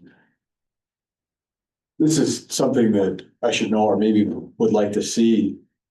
Our amortization period over time, how has that looked? And, you said it were at 25, 10 years I ago. think we came down a year every year for the first 5 years and then got back up. Yeah. I've been here for And there has 12 been years. a time in our history since I've been here, which is 21 years, that we could not amateur. There we go. And so like we just couldn't. We said, there's no way this system will ever do this. We were well over 30. It was infinite. So, it does change. It really does. That was after the 2000 and all of the bad, 2008, all those things that we did. And it was scary, but we're in a good position in my opinion. Yeah. So when you started, Dan, we had a 7.75% assumed rate. If we still had that, we probably would be less than 15 years Right. ago, right? Yeah. I mean, so we moved to 7.5 and we moved to 7.3. This time around, we're not recommending a Just leaving it change. at 7.3. Yeah. Okay. Yeah, so I think don't we have a graph of that in the val, the amortization period? If not, we can graph it for you real easily. It looks a little bit funny because in 2013, the legislature passed the kind of pension reform bill, and with that, they were going to reduce the guaranteed annual benefit adjustment for all existing members and retirees, and that took us from did not amortize all the way down to, I want to say, 18 years, but then the court threw that out, so it was never implemented. So then it'll look goofy, like we were at 18 years for one bad period, and then we shot back up to 29. But it was because of that provision that the court didn't allow the legislature to implement due to contract rights. Okay. It's not in there. I know we've sent one before. I have it for something else for the I've been legislature. here 11.5 years. I remember being as high as 27 and as low as 18. So 18 being the year. year that it was way down or whatever, because of the legislative. Okay. any other questions or comments before we move for a motion? Nope. So do we hear a motion to adopt the actuarial assumption recommendations? So move. A second. In a second. Okay, all those in favor, please say aye. I, Vote says aye as well. Aye. The ayes have, and those that say nay? No, none being heard. The ayes have it. Thank you. Okay, it is time. Thank you very much. Time for a break. We're gonna move right into administrative business, and Mr. Prost, you have the floor. Okay. Obviously, Markets have been a little volatile, but for the most part, good. We're around pretty close to all-time highs right now. The reports look really good too. Inception to date, we're well above our actuarial hurdle. The last meeting, we spent the majority of our time talking about capital market assumptions. So this kind of dovetails into what Brian was talking about today. It's always a little distressing to see those capital market assumptions. And I think RVK is one of the conservative groups out there that is projecting lower returns going forward. But there's some caveats to that. When you look at the chart, and I don't know, I probably should have printed this for everyone, but you guys can see this chart. There's a dotted line across the top that shows our actuarial hurdle. And then there are every asset class that we can invest in. And there appears to only be one that is sitting above the actuarial hurdle. Is that for this year? No, this is their long-term. Oh, long But term, okay. But that being said, their long term is different, I think, from what the actuary's long term is. This is I think a 10-year look versus a 50-year look. And that's a huge discrepancy. So, Because it includes COVID. well, this is going forward, right? Not backward. Oh. So I think it's because valuations are high right now, especially with US equities. And so the near-term future maybe looked a little bit bleak. The other thing is these numbers are net of expenses, but for the average investor, and our BOI does a great job for us, and our expenses are much lower than average. So that helps. And even a little bit of help on the expense side over the course of a decade makes a huge difference. So I think we want to keep that in mind too. And we do have a pretty good allocation to some of these ones near the top. When we look at private investments, private equity, private credit, international, we've got pretty good exposure to those ones that are very near our actuarial hurdle. So we're not concerned. I mean, the main way that we use this tool is not necessarily to say, okay, if we want to beat our hurdle, we better put everything in private equity. It's to look at the relative returns between the different asset classes and help inform our asset allocation decisions. So, this slide, I always bring it up, and it's looked this way every time we've been there. I think maybe with the exception of 22 when markets got really beat up, then all of a sudden these looked a little bit better for the year. But it always looks problematic when you look at this on the short term, and we've continued to exceed. So. I think BOI does a great job, incredibly efficient, and things are going really well overall. Private equity has significantly outperformed a lot of the other asset classes over quite a bit of time. What sort of process do you guys use for choosing how to create liquidity events inside the private equity markets? Is it based upon need, or is it usually pre-structured with each asset? Yeah, that's the premium, right? It's the no liquidity that gets you the better return. Yep. So they get liquidity elsewhere. And we are still adding to private equity, private credit when there is a normal liquidity event, whether it's a J curve on a real estate or there's a buyout and then sale of smaller businesses to get the bigger multiple. There you can have a liquidity event, and then you have to decide, are we going to reinvest back into the same strategy? Or are we going to do something else? Right. Those are all, I mean, they've got quite a table. They're keeping track of everything. Is the biggest portion of that real estate? No, I mean, we keep those two separate. Yeah. So, sorry. If we look at all the alternatives, real estate is the largest subsection. Okay. And, we like real estate, maybe not necessarily for its total return, although it's definitely reasonable. It's in the range of what we're hoping to achieve, but that's really great for cash flow. Yes. And it's a pretty good inflation hedge too. So. Thank you. Any other questions? All right. Okay, thank you. And now we are moving on to Nolan and the legislative audit report.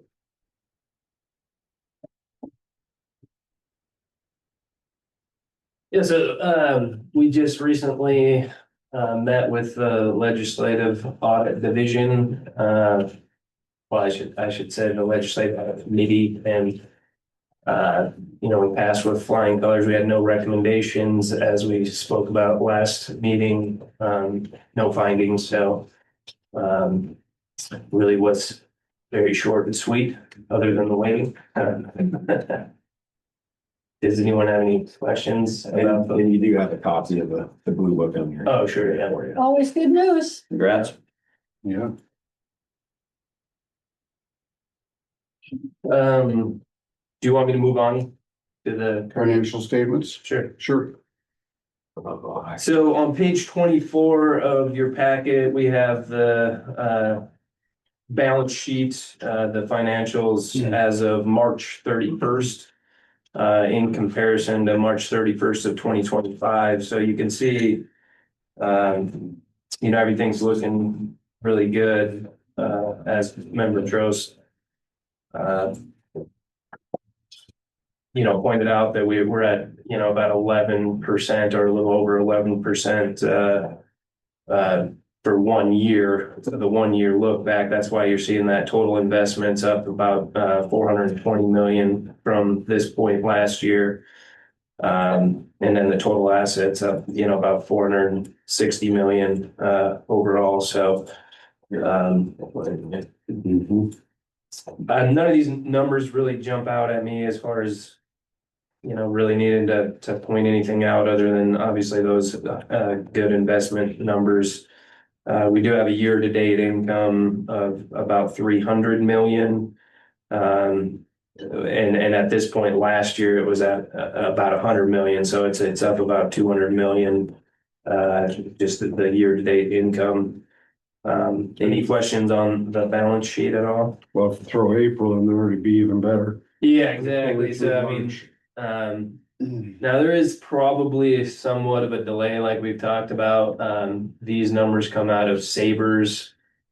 So there's a chance that, not all of March is collected in this, so just like at the end of April, there wouldn't be like all of April probably wouldn't be the number as of April 30th, so because they enter these numbers, into the accounting system. But certainly if you were to look at like the exact actual numbers as of today, they would look a lot better than these. So Okay.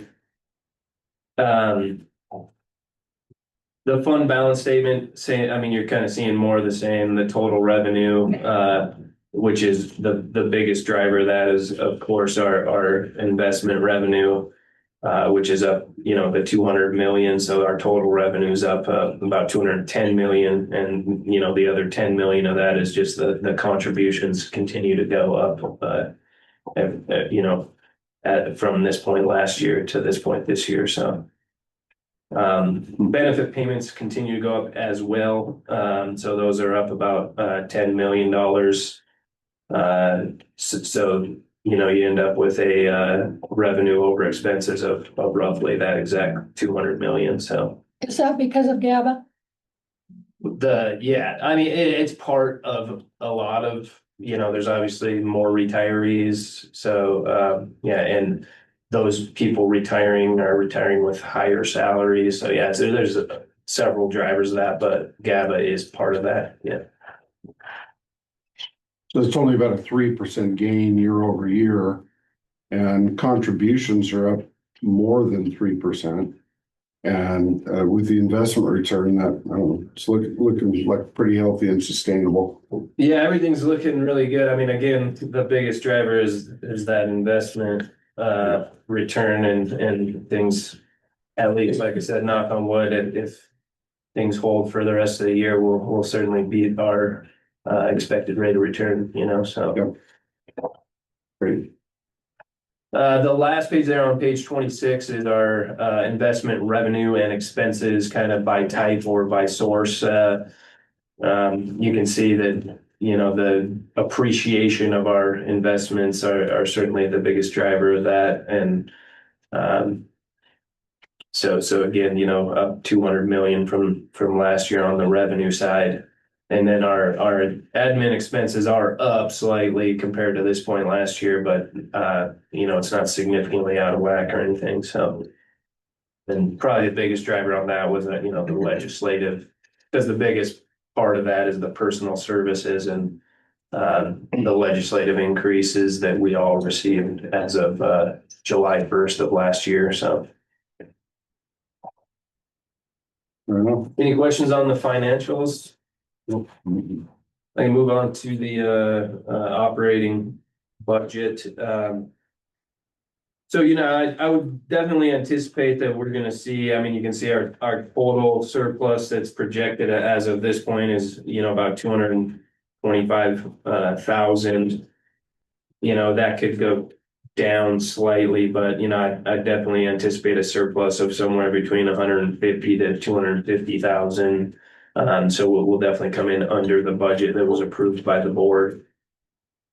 Now, will you, when you go back to the legislature, how does that work? Do they look at that and say, well, you don't need 224? You folks are the ones who approve our budget, so we are not, our budget is not approved by the legislature, so we've never had that issue. We don't like carry over our surplus or anything, for the next, our admin expenses are paid out of the total pension fund, and so as long as and you'll see this, I guess, later as we get into the budget justification, but our only, benchmark or hurdle is that we have to keep those expenses under 1.5% of benefits paid. And we've historically been around 0.75 to 0.8%. So we're, just a little over half of what we could spend. So literally, when you're showing that budget purported surplus, it's just a number on paper that ends up staying in the coffers of the system. It's more information for you all. We definitely set like our budget, conservatively so that we don't have to come back to you for a budget amendment. Yeah.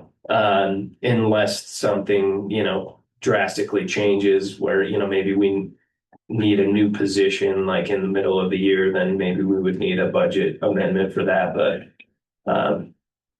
so that's why you're seeing that surplus. But you'll see, part of the biggest driver of our surplus is was a mistake that I made on the budget justification for last year. We actually budgeted for like 2 additional positions. And so that's why you're seeing that 143,000 surplus in personal services. That should be much lower than that. So, Excuse me. And it was a doubling of 2 positions. Yeah, it was. They got copied twice in the total, but it doesn't mean we have no plans to spend that 143. Yeah, so that you'll see that surplus and then things will tighten up on the personal services side like this next year for sure. But the operating expenses, you'll definitely see, that 80,000 it could go up or down, but I think we'll see a surplus also. So that mistake you made was like with Monopoly, bank error in your favor. Exactly. Well, in a sense, yeah. We end up with more of a surplus than we probably should have because of that mistake, but it didn't change anything of like how we spent our money. Sure. Yeah. Sure. Cool. So that's the budget report as of March 31st. It's still projecting, like I said, a surplus anywhere from the 150 to 250,000 range. Our contracted services are on page 28. We're sitting at about 58% of what was, approved by the board, and we're 75% through the fiscal year. So, we have a little bit of a surplus there. The main driver of those surplus, we've barely spent anything on legal services. We budget about 37,000 for that for the year, and we spent $450 as of March 31st. And then our pension administration upgrades for, that's the other major driver of this. We budgeted about 95,000 for that, and we haven't spent any of that. The only, we've obviously still spent for AMA, the regular maintenance contract, but not any like additional charges, for upgrades. So Right. that's all I have, unless anyone has any questions. Any questions, anybody? No. Thank you, Noel. All right, you I bet. apologize for my phone going off. Okay. All right, next up is Carrie, since you're away, Elliot, you want to take over here? Yeah, sure. Okay. So the legislative increase for our employees was either $1 or 2.5%, whichever was greater. So I figured out the math on all of that. And when we looked at the employees, when we looked at broadband market rates, we were still under where we wanted to be for 7 employees. And then there were an additional 2 employees that we still felt needed to be above that rate based on their years of experience and the job that they're doing. And so the recommendation would be to have an increase of 4% beyond what that legislative increase is, which would be an additional $26,000 for the next fiscal year. And so Carrie and I met with Sean and went through all of this information, and our recommendation would be to move forward with that additional 4% for those 9 employees, for those 9 employees. Do we need a motion to approve that? So I was gonna just let you know, so it's included in the budget justification request. So if you were not in favor of that, then we would make an adjustment to that budget justification that you're gonna approve later. And that's what Dan and I went through with Nolan. Yes. Because I remember that. Yeah, I can show you. We Right. had, we had that discussion. So it would be on page, in your packet, printed version, it'd be on page 42, and then it's the paid plan line item. So last year, the board approved 75,000 for this purpose. The personnel committee recommendations this upcoming year, or they're recommending 26,000. So if you weren't in favor of doing that, we would make an adjustment to that line item, the 26,000. Any discussion, questions, comments on that? No? So that's reasonable. Anything else, Elliot?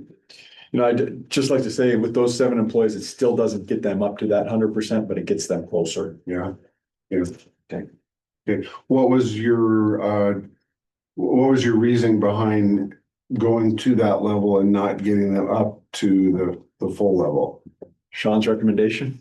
Okay, so just what you thought was reasonable. Reasonable. I mean, everyone's getting the greater of a 2.5% increase or $1 an hour before this 4% gets tacked on, and most of those positions last year got close to a 10% increase overall. Okay. But most of those are the ones that we were just below the minimum for the market or just barely above the minimum for the market, and we're trying to move them closer to the midpoint for the market. Okay.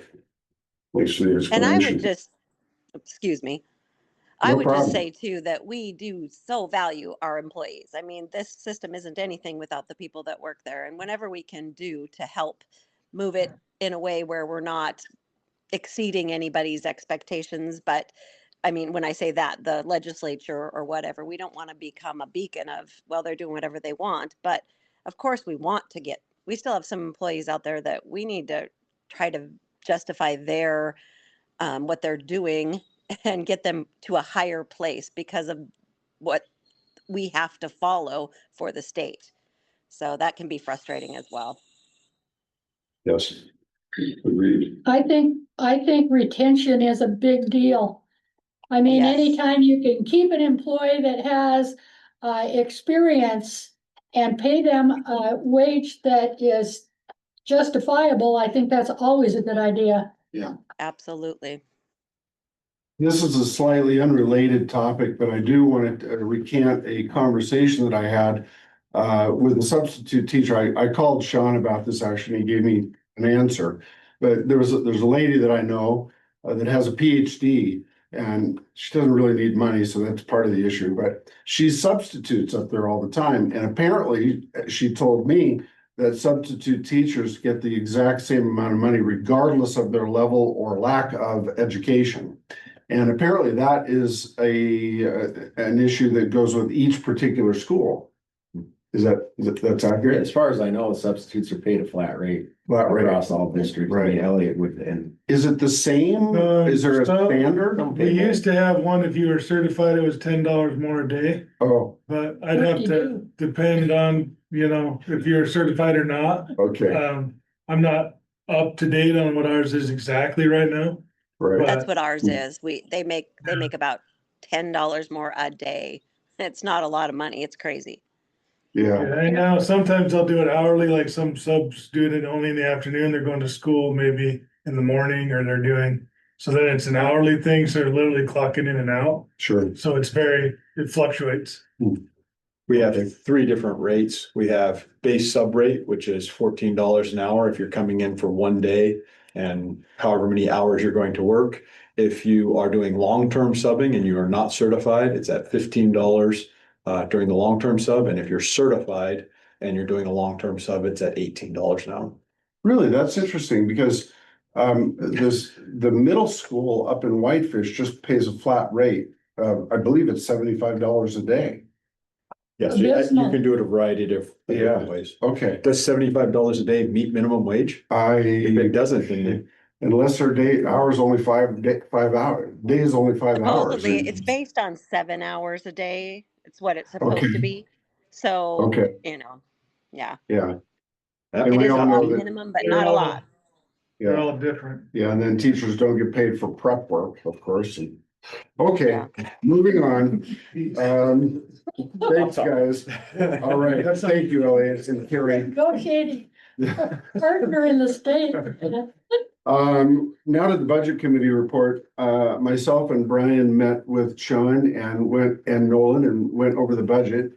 Brian, you want to give your comments? Yeah, we noticed there's some increases, not a lot. A lot of the increases that I kind of looked at were in our technology and moving forward with security. IDV is gonna be a big one. I tested that, it works swimmingly. I had some dumb questions, but that's just because I pay attention to little details, like things didn't pop up exactly as I thought they should, but it works pretty swell. But other than that, I didn't see, we did talk about the increases in salaries, so I do remember that conversation, and that's not too significant, so. Thank you. I'll just make one comment. We're still sitting right at 0.8%, which is barely over half of what the state legislature allows this body to create as a total expense, which is, to me, remarkably efficient. And Nolan, there was one item in particular that was higher this year that I honestly have forgotten since that conversation. Do you recall? Well, there's several, obviously, There was- like, The maintenance fee, yeah, there was the maintenance fee that you said was. yeah, well, we have software maintenance that Yeah. is included. A lot of people think maintenance, they think maintenance on like the building. That's or- it, yeah. But included in that repairs and maintenance category is software maintenance contracts, so. There's several of those, some of them are going away and moving into other categories, but. The big one was a one-time, Okay. and John could probably speak more to this than I could, but there's a one-time additional license for a cold fusion. That we will incur, and we may incur that this fiscal year yet before the end of the fiscal year, or we may. So we budgeted for it for next fiscal year in case we do that next fiscal year, but either way, we're gonna need one additional license, and that's gonna be like $9,700. A one-time charge, but then it also increases our annual maintenance on the cold fusion contract. Yeah, so that went up to 90,000 for this coming fiscal year based on 55,000 from the last.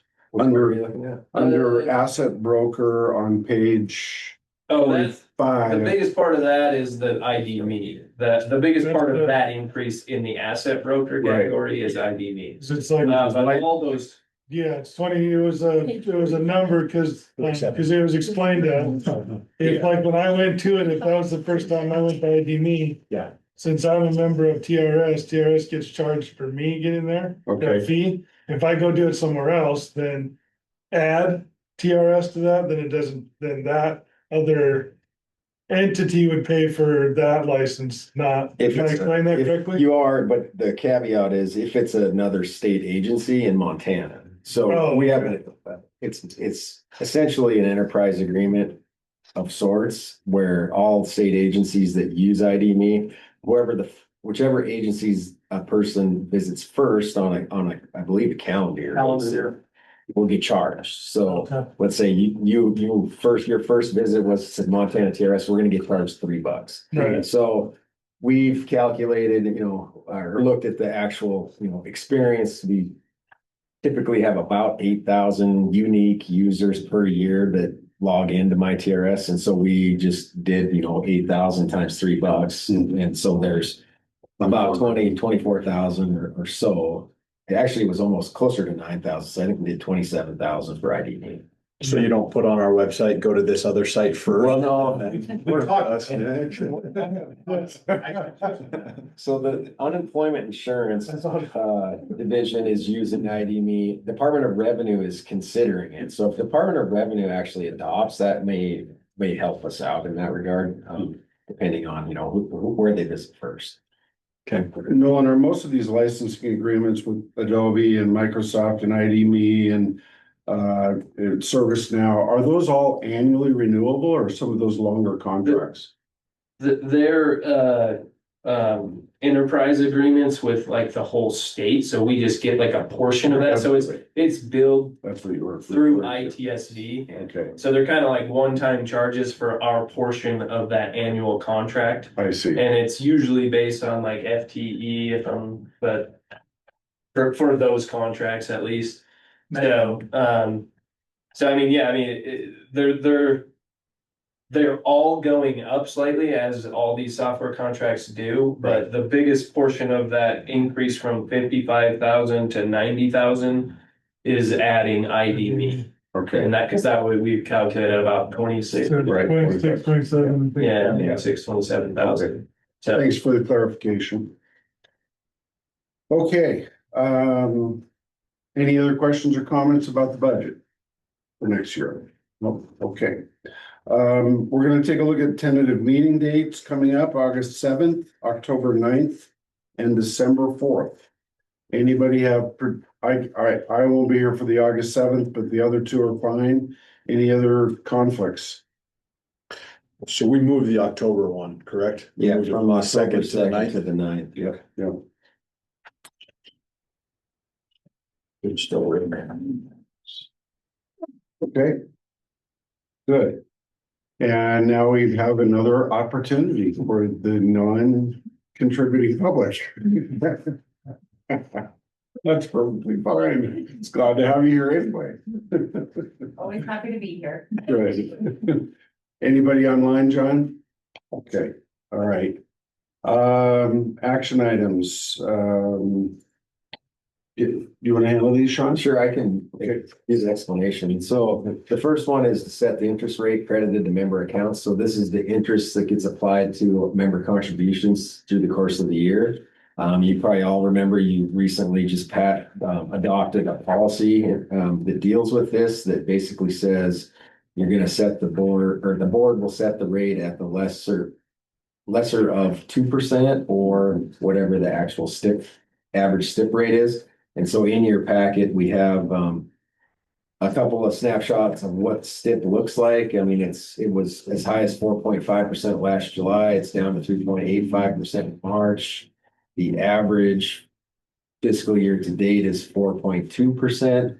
So I think it's pretty clear your policy would tell you that you need to set the rate at 2% for the upcoming year, and that's the staff recommendation. Yep. Any Motion? Do we need a motion? on that? Yeah, we need a motion and a vote.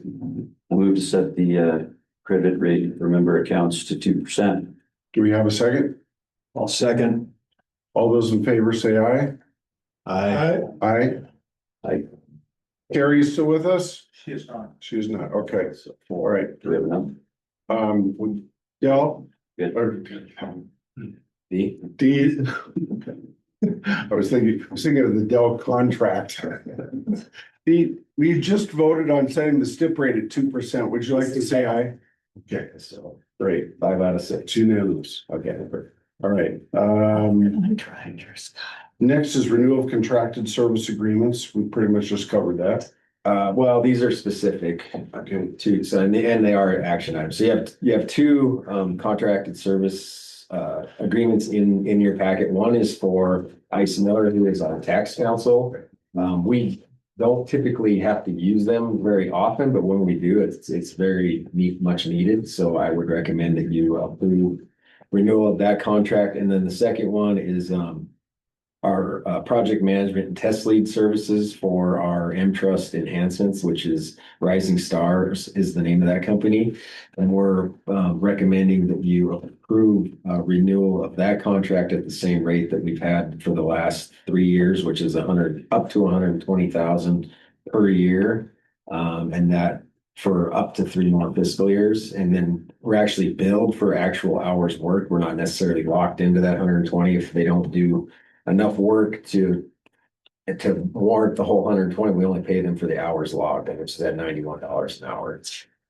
So we would recommend, staff recommends approval of both the Ice Miller and the Rising Star contract addendums. Can those be handled in one motion?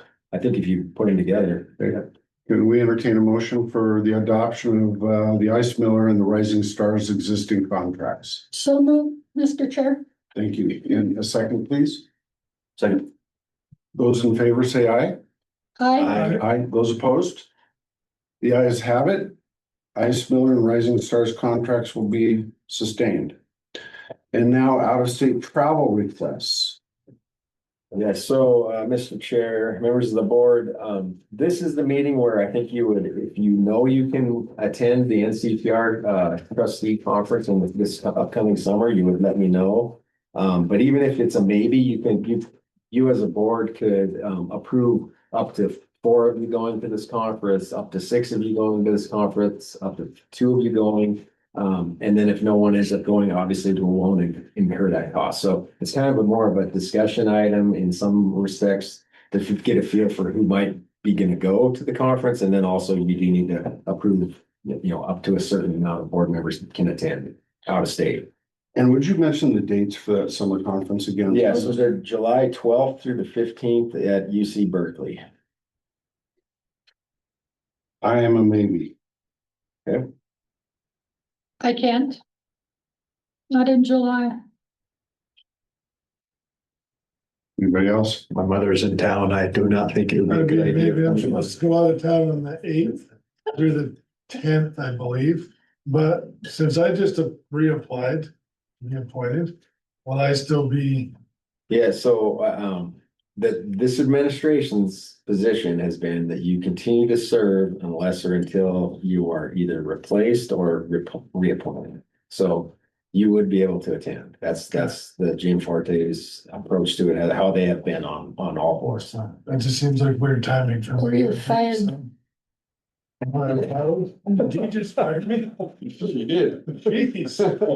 I don't know what it is. At least 2 maybes, so.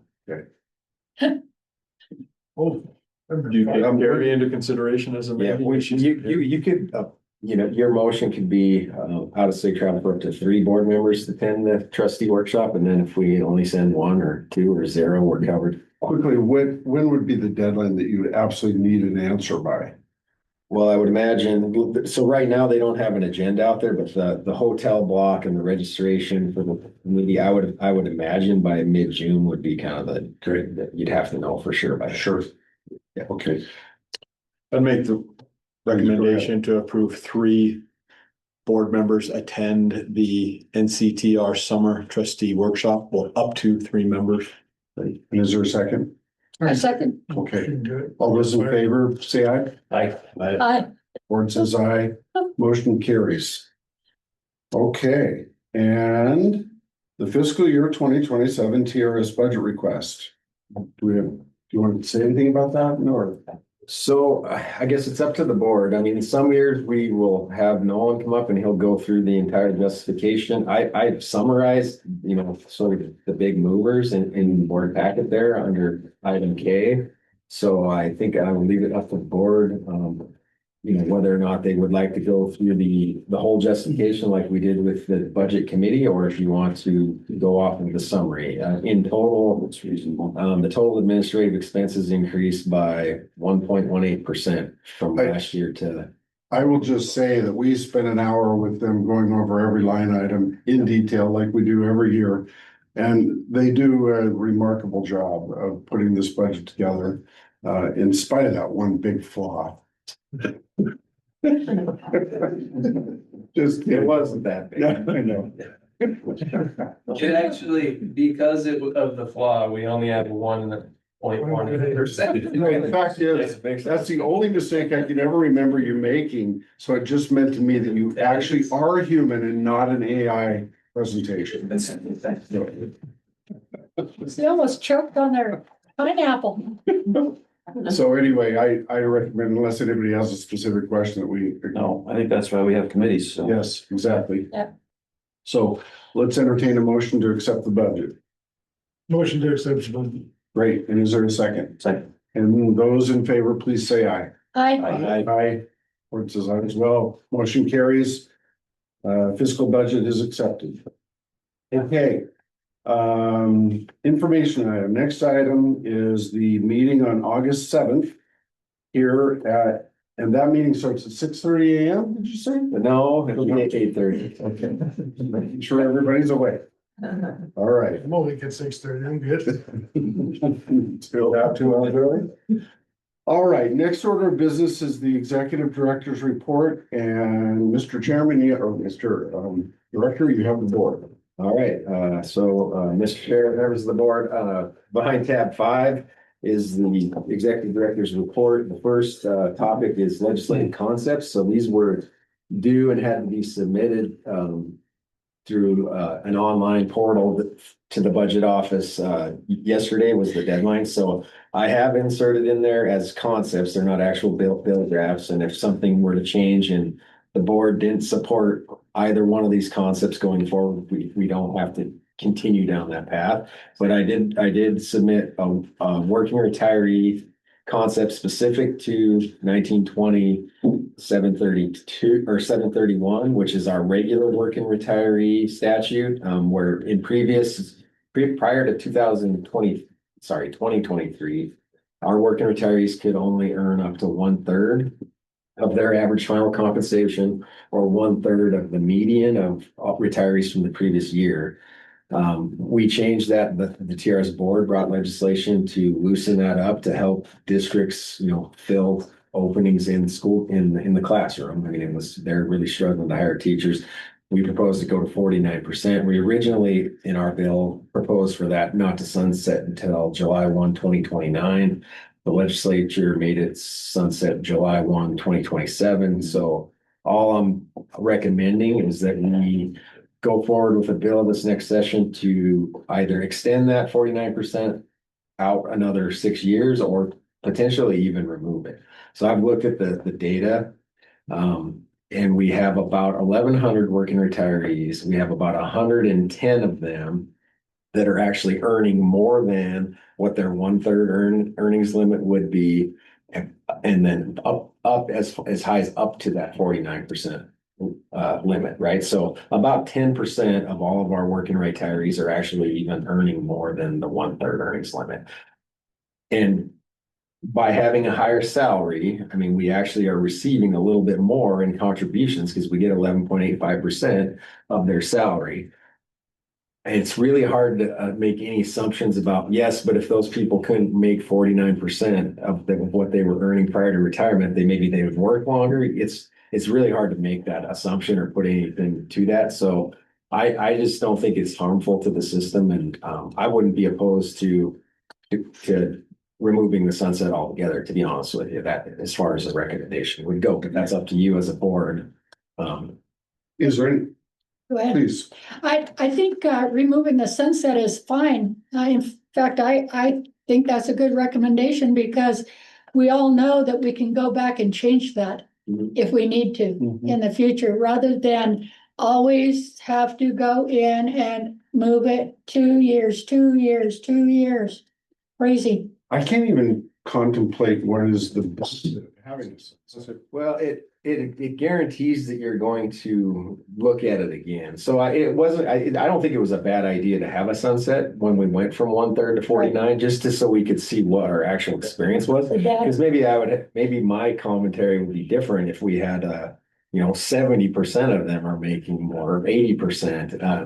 Is that harming the system or not? And it doesn't appear to be harming us at all right now. So, and that's why it's sunset. I mean, you probably remember that there's lots of different things we put sunsets on, as a legislator, so that you guarantee that the agency has to come back in front of you to review, like, well, is this working or not working?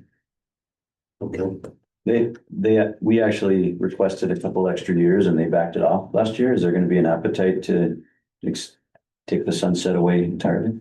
There could be. I mean, I think that really it's what they hear from me as the director, what the system's experience has been with it. And if we can't point to any adverse impacts, I don't see why. And it's fine if we propose the bill to just remove the sunset altogether, and now it's 49% is the allowable earnings limit, and they decide to put a sunset on it, it's no harm, no foul. We just have to go back in a future legislative session. So that's the first topic. Any other questions on that? Or I'm not looking for a vote or anything. You'll have actual bill drafts in August to Okay. approve. The second one is our standard university system supplemental contribution rate increase. And, this is one that we're required by statute to make a recommendation to the legislature.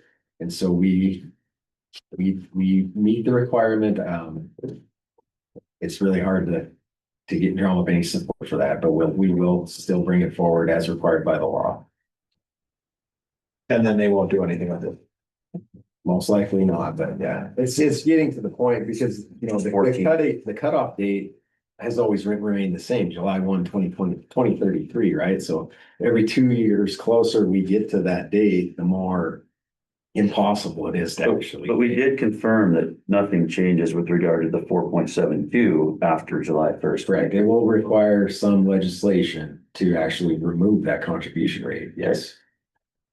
Yes. Okay. Public comment? Are you done? Let's see. So not yet. There we go. So then the next update is on page 50 and it's the mass meetings. So I just Wednesday of this week, with my last one was in Missoula. So I made it to all of the regions, about 3,500 miles in a state car over that time period, which if you drive from Seattle to Key West, that's not quite 3,500 miles. All right. So some of the observations, I would say it's really like central, the High Line, Northeast and Southeast they're kind of embracing the grow your own approach for teachers. They have their Northern's running some programs where they're actually getting student teachers instead of just doing like a 8 weeks or 6 weeks or whatever it is for student teaching. They're actually working the whole year and they're doing it earlier in their college experience. So they end up with a couple of years of almost like a partial contract. And that seems to be working well for them. I'd say every geographical region in the state is struggling with specialists. And a lot of them are utilizing independent contractors instead of employees in order to get those specialists, which is all fine. And that tracks with what I see as far as applications to establish independent contractor status. Most of them are your speech language pathologist, your psychologists. They're the specialists, and they're the ones districts that really have the hardest time hiring.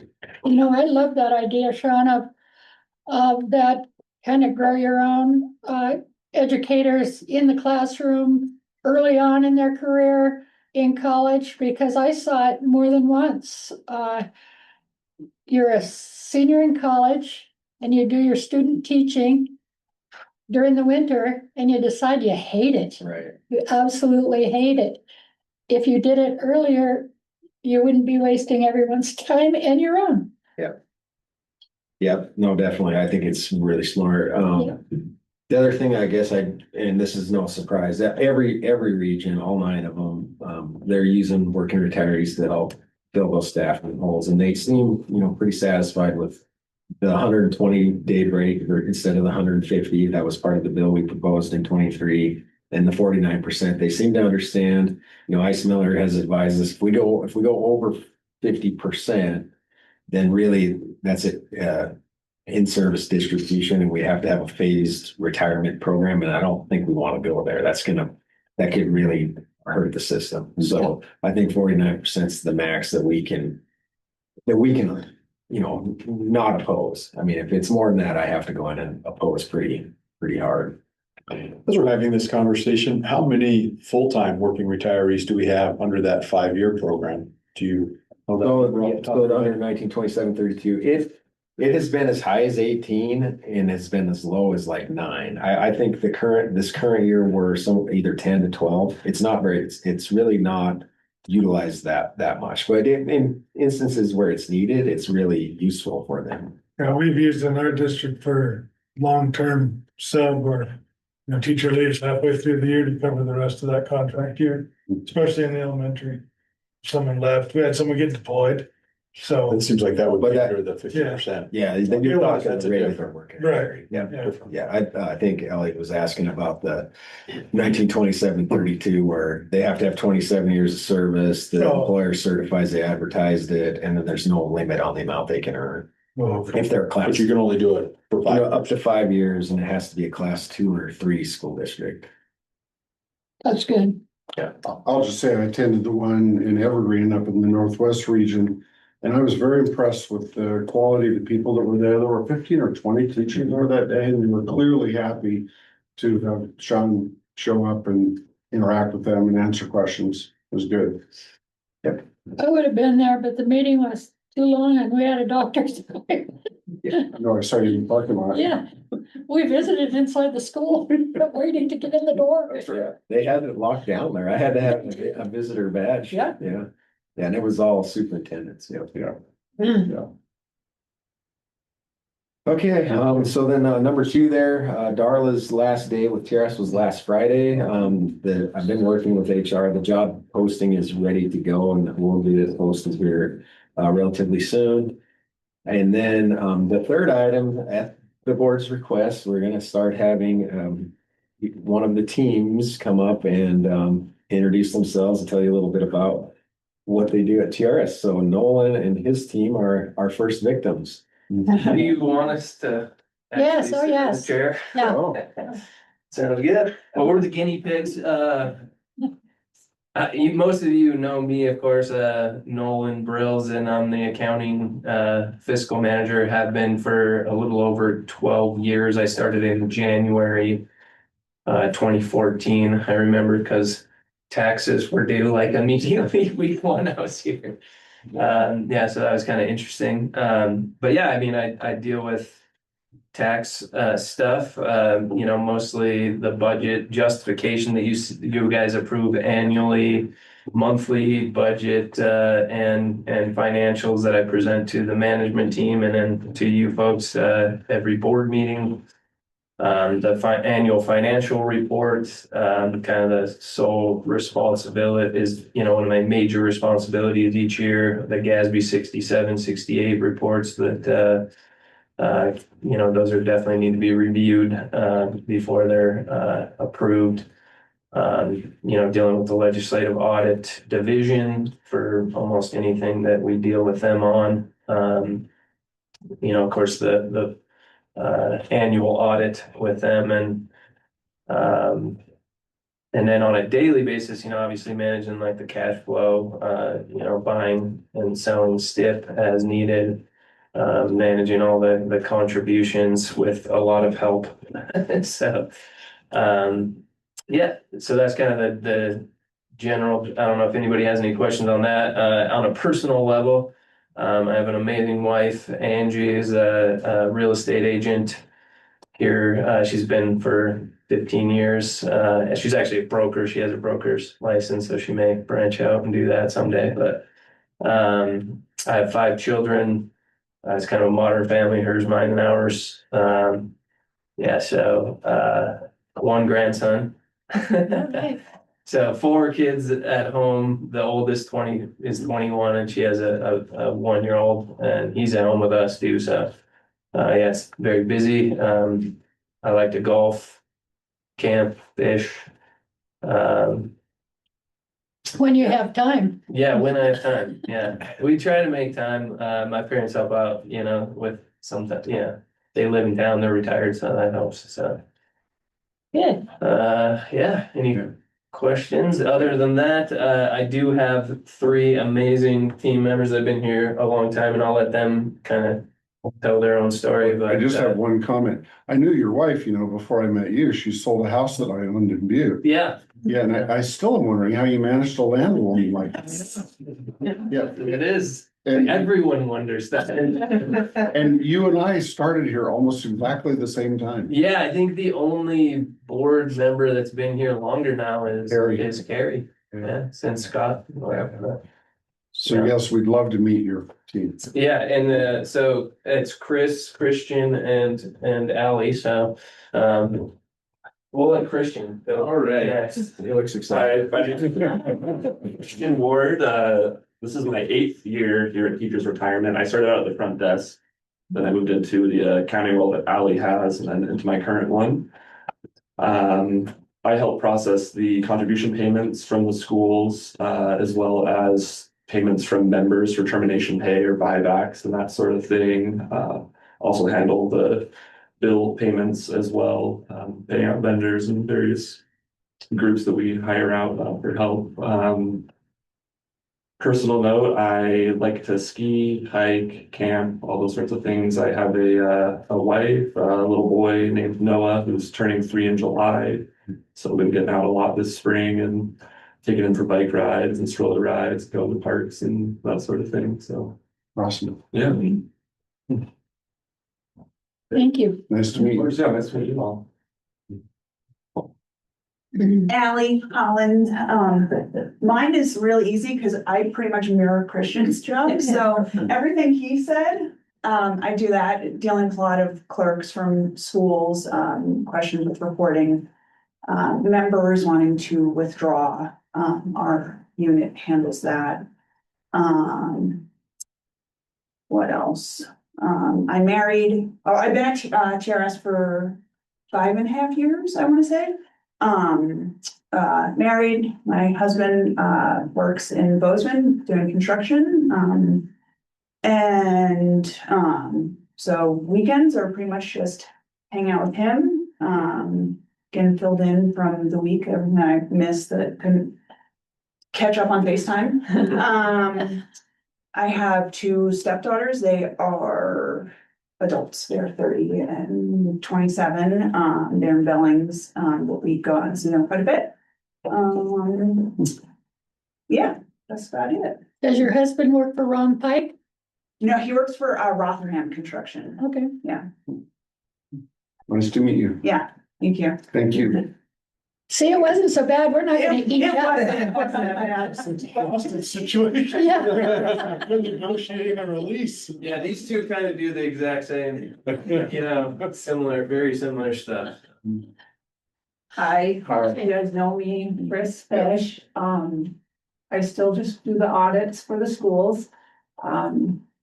I've been at teachers retirement for 15 years, I think. It's been 15 years. I started at the front desk. Then I worked in retired table for everything but the last 3 years, I think.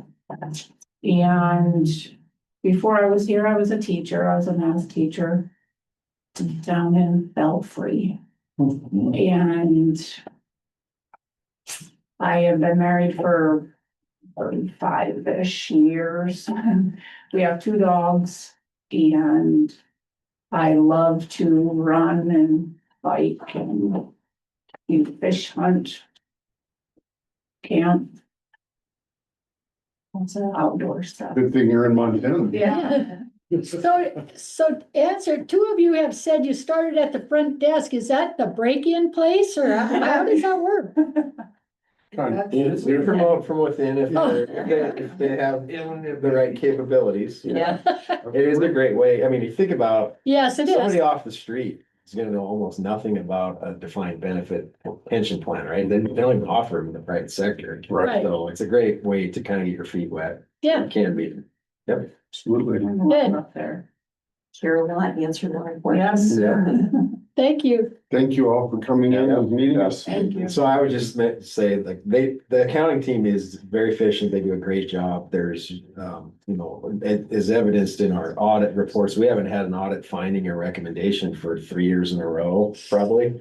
And the ones that we had prior to that are all very, you know, minuscule. Mine's- More opinion than fact, and most of the time, as long as it's not onerous on us, we'll agree with their recommendation. We haven't had a finding since I've been here. It's just been a few recommendations, so that's 13 years, and Mullins started right after I did.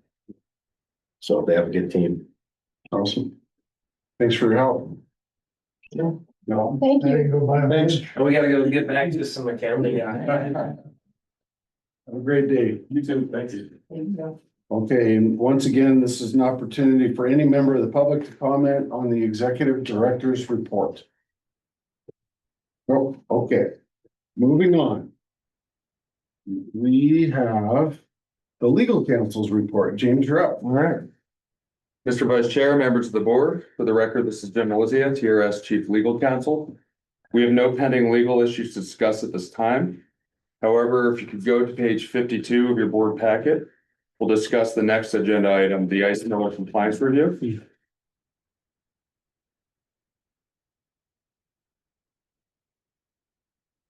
So why do we have Ice Miller perform this review and what's in the report? In short, Ice Miller is performing a compliance review that would have been done in the past by the IRS in the form of a plan determination letter. For TRS to maintain its tax qualified status as a government retirement plan, our plan provisions, meaning our statutes and our administrative rules, must remain in compliance with the Internal Revenue Code and the IRS regulations. On an annual basis, the IRS issues a required amendments list and as needed an operational compliance list that direct plan administrators to adjust their plan provisions if they're not in compliance with federal law. Prior to 2017, plan administrators submitted applications for determination letters once every 5 years to get the IRS stamp of approval that the plan provisions were compliant with federal law and meet tax qualification requirements of Internal Revenue Code 401A. In 2017, the IRS eliminated this determination letter system, and basically the new guidance said, if you get one letter from the IRS saying you're in compliance, you can rely on that letter as long as you make adjustments according to these required amendment lists and operational compliance lists. Our staff, as well as Ice Miller, our outside tax counsel, track the federal laws that could impact TRS, and we discuss any changes in a timely fashion. However, to make sure nothing falls through the cracks, TRS has Ice Miller perform a compliance review similar to what the IRS would have done in the past, to just look at all these required amendments lists and compliance lists to say, yes, over this course of time, you're following federal code and are not putting your tax qualified status at risk. This most recent report that was completed in March reviews back from 2020 and the laws that have changed in our provisions and compares them with the compliance list and the required amendments list. And you will see those items from the compliance list and the amendments list on page 53 and 59 of your reports. And essentially with the compliance list or the required amendments list, that's an annual document that comes out. Compliance report is just as needed. They'll update a web page more than anything else and say, here's another set of guidance you might want to look at. As Sean shared in the notes, Ice Miller found the TRS plan provisions to be compliant with federal law to maintain our tax qualified status. and there's no issues to note or amendments to be made. Often many items for review in the RA list are not even relevant to the plan. And on page 55 of the report, you'll see that the 2021 and 2023 RA lists did not have any applicable items to TRS. Nor did parts A and B of the 2024 RA list or parts B and C of the 2025 list. However, part C of the 2024 list and part A of the 25 list did have some items that implicate TRS plan provisions. First, in-service distributions. The 2024 list indicated that plans could drop the minimum age for in-service distributions to 59.5 years. Our statute, Montana Code annotated section 1920.810, allows for in-service distributions at age 60. Because that allowance is above that minimum allowable limit, we have no issues there. The next would be required minimum distributions or RMDs. There are a few federal laws that implicated RMDs, most notably the Secure Act, Secure 2.0, and the Minors Act. And we have a few laws that come into play: 1920-703, 1920-1003, and then Administrative Rules 244-702 through 706. They've been updated timely with new federal rules as they've been issued, and accordingly have been deemed compliant by ICE Miller. Finally, on the RA lists were annual benefit limits and cost adjustments, cost of living adjustments. TRS, as stated earlier, must be compliant not only with 401A of the federal code, but also 415D, section 415D. And anytime we have a change in the annual benefit limit a member can earn, we have to make sure that we're in compliance with any RA adjustments. And we have that change every year under our laws. But we're in lockstep with federal laws, so no issues there. And then in total, we have been deemed fully compliant with the RA lists that have come out and been issued since 2020. And next, on page 59 of the report, you'll see the operational compliance list. This list assists plan sponsors in achieving operational compliance with federal laws in matters affecting daily plan operations. Among the federal laws in this review, Secure 2.0 listed operational provisions that impacted family law orders, several exceptions to early withdrawal penalties, and RMD-related excise taxes, among others. ICE Miller's opinion was that none of the TRS operational plan provisions were problematic, and they were deemed to be compliant. And then the final 4 or 5 pages, pages 63 to 67 of the report, basically just list the laws that have changed, our laws that have changed over that period, and were considered part of this review. Ultimately, we came out clean and have nothing to be concerned about. Very good. I have a couple of questions. Sure.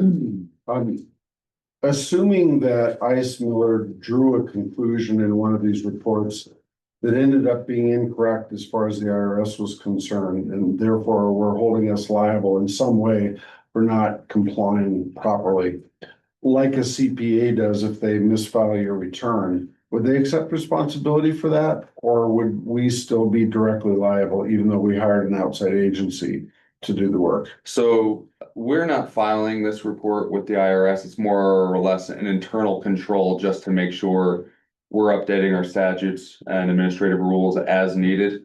So it's not a self-reporting, so to speak. It's just an internal look back and saying, hey, have we done everything we need to over that period? All right.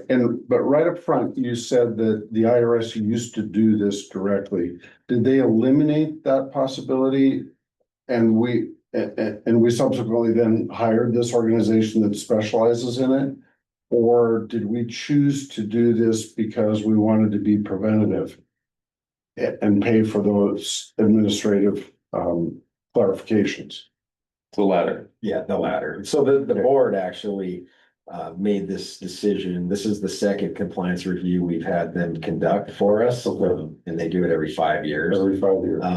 And the reason for that is it's better to, if we did have a hole that we weren't aware of, it's better to identify it ourselves and then we would then self-report and correct with the IRS. And I think the answer to your first question is ultimately, if we're out of compliance, we're the ones that are going to be liable. Right. But this provides assurance that any of the legislative action that's been taken over the last, 5 years, in addition to the federal law changes and things that Jim just went over, that we're keeping up with all those changes and other things as it should be. Right. So it gives us some. It provides a paper trail. Yeah.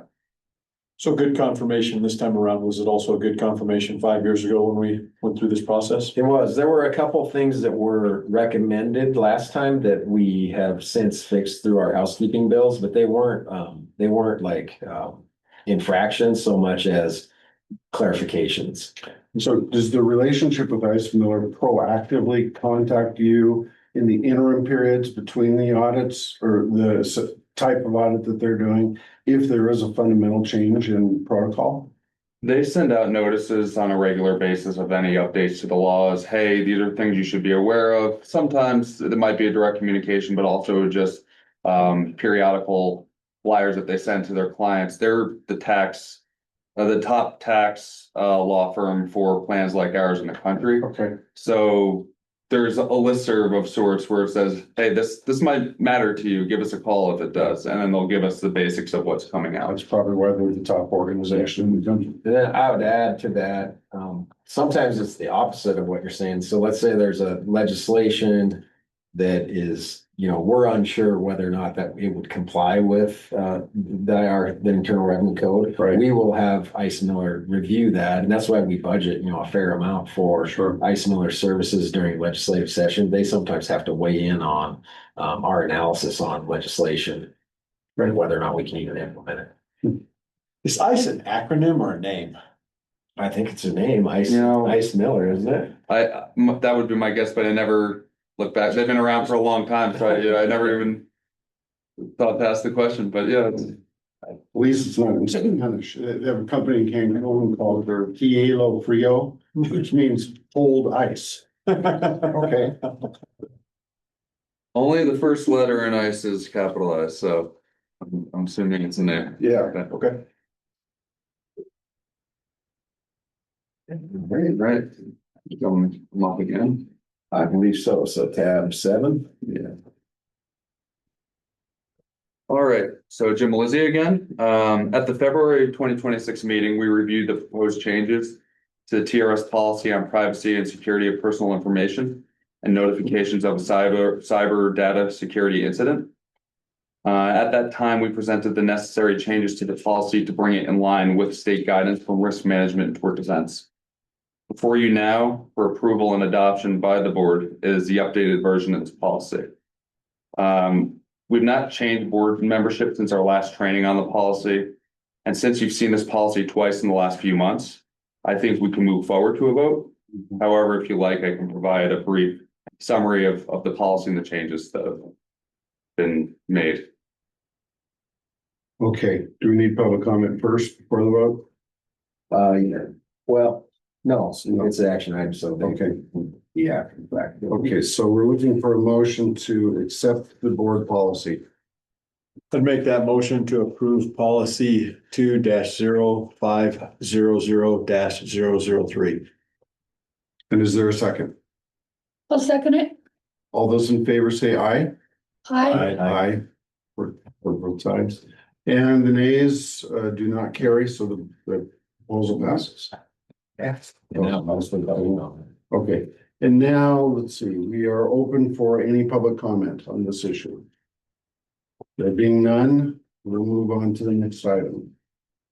Applications and benefit adjustments, that you, James, also? That's me. That's you? So, Mr. Chair, members of the board, in the write-up from Sean for the regular and survivorship and adjustments.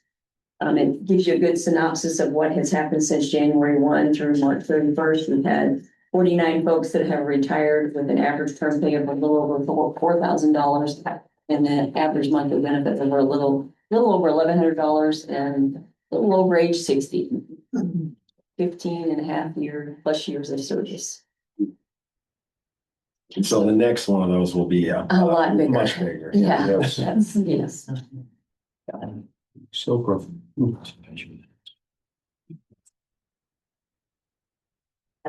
You know, beautiful. Okay, all right, is that it? That's it. Thank you, Tammy, and long-range planning. Let's see. So, Mr. Chairman, behind tab 9 is our strategic planning commitment worksheets. And the updates are in red font. Yep. And so, as you know, we just this morning heard the actuarial experience study results. So that was completed as of today. That's the first two there. Well, actually, sorry, the first one is the ICE compliance review. So that's part of our strategic plan. Then you heard the results of that this morning as well. So number 1 and number 2 were knocked off this morning. We do that compliance review every 5 years. We do an experience study every 4 years. High performance, let's see, modernize the TRS website with mobile responsiveness and accessible design to be in compliance with section 508. The TRS website is now fully responsive and it is nearly fully 508 compliant. We still have some documents that are in an archive that are not required to be 508 compliant. And since they're, historical documents, we're not going to make changes to those. Some of those reports are very cumbersome to make 508 compliant. So we're on track with that one. Let's see. The next one's the continued business processes and improvements while building online processes to achieve, paperless processes, so on and so forth. So we have an online withdrawal application currently, but when you get to the end of it, if you're withdrawing your funds online, you have to print out a piece of paper, have it wet notarized in front of a notary. With the addition of ID.me for ID verification, we are one of the first few things we're going to work on is making that a fully online process, no notarization. We're going to look to allow retirees to update their address online. Currently, all active members can update their address, but retirees, we don't allow them to, because if they're receiving a check, we didn't want the risk of somebody changing their address and having it sent somewhere else. This ID verification will help with that, as well as facial recognition. It It does, does, yeah. So ad account creation, it is that's what I would say our biggest hole was previously is ad account creation, because we didn't necessarily, yeah, you would have to know someone's all of their information and know that they're a TRS member and know there's all that to get in. But once that username and password was set up, like we kind of had to take it at face value. This you have to actually do a selfie versus your driver's license or your passport to ever get approved by ID.me. So it's so sophisticated, it would even distinguish between identical twins. Well, if your twin had your driver's license Right. and you looked exactly the same, it may not. Okay. But it does also check the device you're using. Is that a known device for you as an individual? Right. It's pretty robust. Pretty hard to get through. Okay. So benefit recipient address changes, benefit recipient bank information updates. And then, after we get sort of those lower hanging fruit done, then we're going to look to start implementing sections of the online retirement application. So eventually, someday, maybe Elliot will be able to retire on his iPhone. Or Brian. Yeah, then it'll be the glasses. Without the board's knowledge. Still said it disappeared. So we're excited. You all know we just implemented that last Friday. You both tested. Carrie tested. Scott Dubbs actually tested for us. So yeah. How's he doing? He's doing well. Good. Yeah. Let's see. I'll just cover updates. The next update was the IDV. So we actually ended up doing it in a single rollover. We didn't do it in 2 phases. It was going to be more complicated, require more testing to do it in a 2-phased approach. So we did just like an all at once crossover, and that seems to be working fine. We have on the next one is improved process documentation, knowledge transfer, cross training. Jim has been working on documenting the retired payroll processes, and that project is going well. We have our retired payroll supervisor is planning to retire in December, so we are working, Jim's working with that group to try to get that documentation where it needs to be prior to her leaving TRS. She's planning to retire. Is your priority there to try to replace from within or to go outside? We will post it. We may have a really good candidate internally that's learning the ropes right now. Yeah. But I mean, obviously I can't say one way or the other, but yeah. Let's see. So the next one there is attendance at annual conferences, superintendent meetings in non-legislative years. As I already updated you, I just finished the mass meetings this week. So that's completed for this period. Continuing member surveys. We did do a survey in the fall of 2026. You all probably remember the response rate on that survey was really poor. I think in total we only had like 200 responses. So that's something we'll need to think about if we decide we want to do another survey down the road. If we do so, we got to figure out a way to elicit more responses. Otherwise, they're not really worth a whole lot to us. Correct.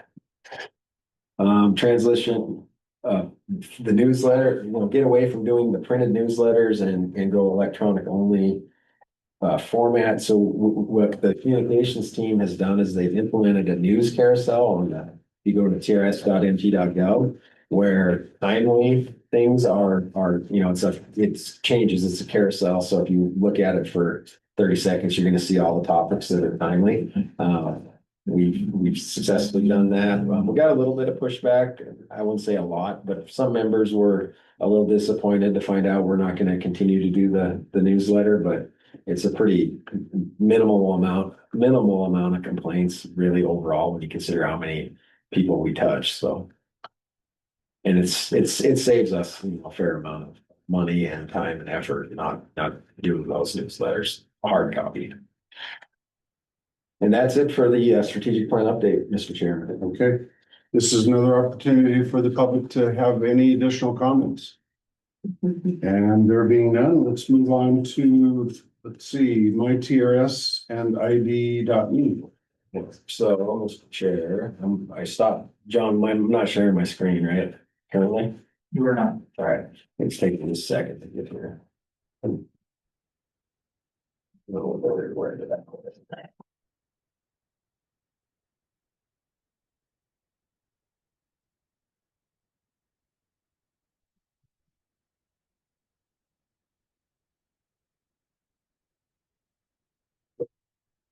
These.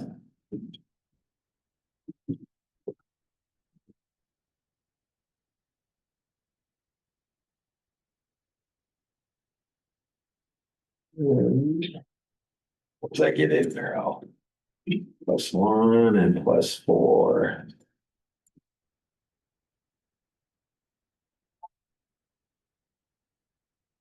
Okay, so 1 second, I'm gonna share my screen again. Zoom thing hides on me sometimes. Yeah.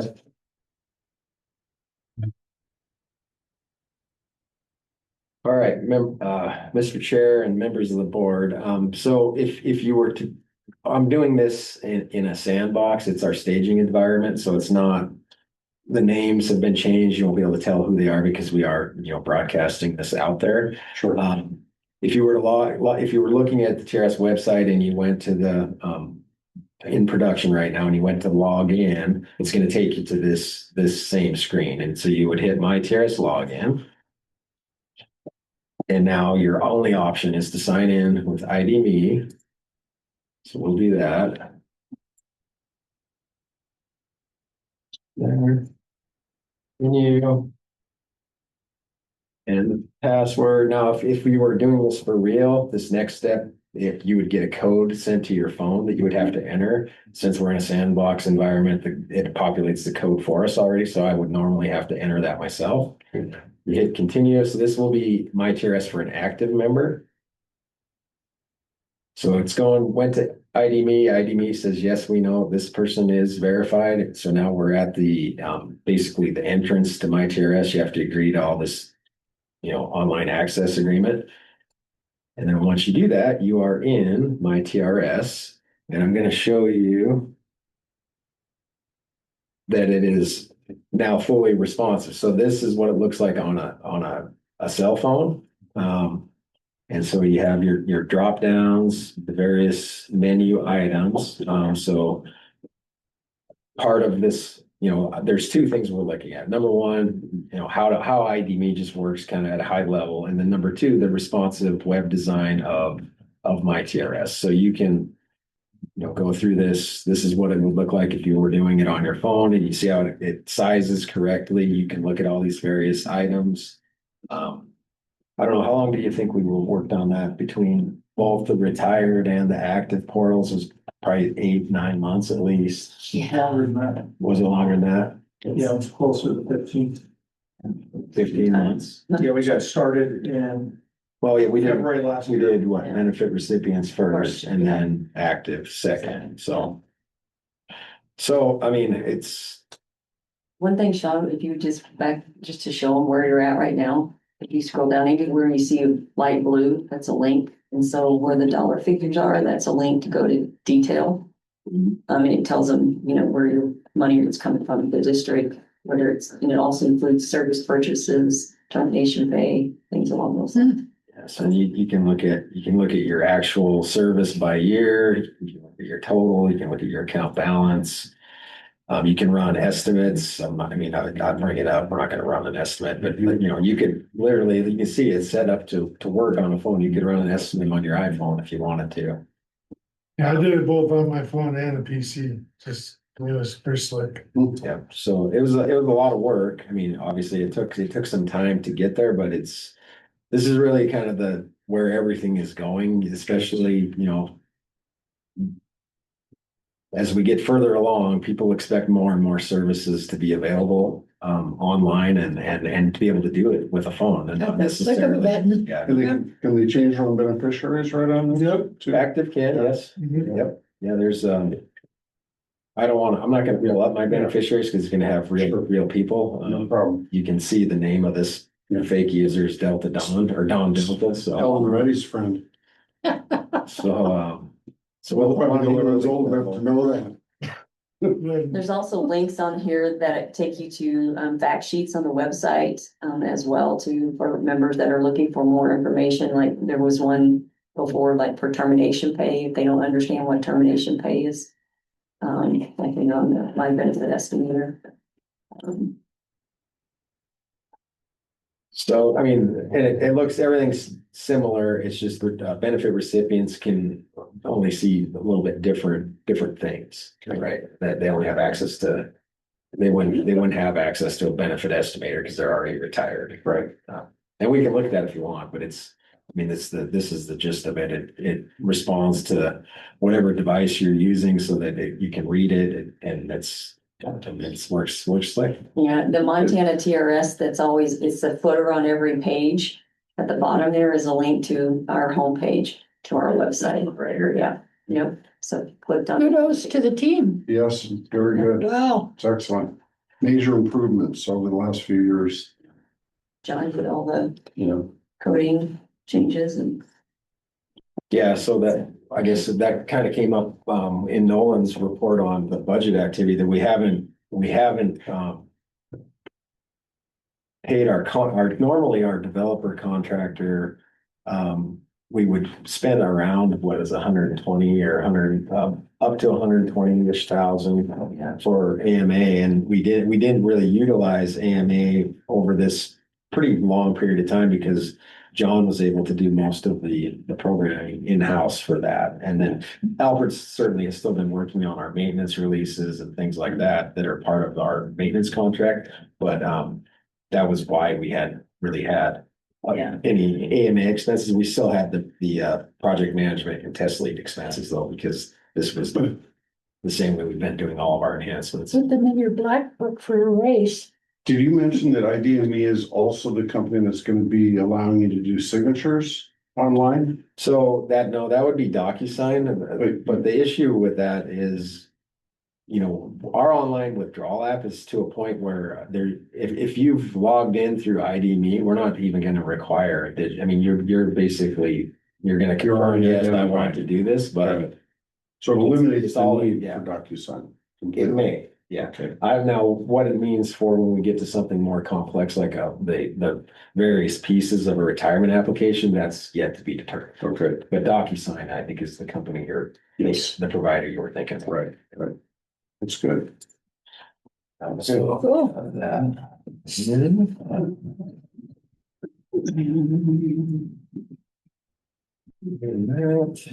Okay, so then. That was just an update and then it's public comment, I guess, on that. Yes. Any opportunity for public comment? I want to say just one other thing. You know, you've probably received the GABA and tax withholding letter. We send that out every January. We did make a modification to that letter going forward.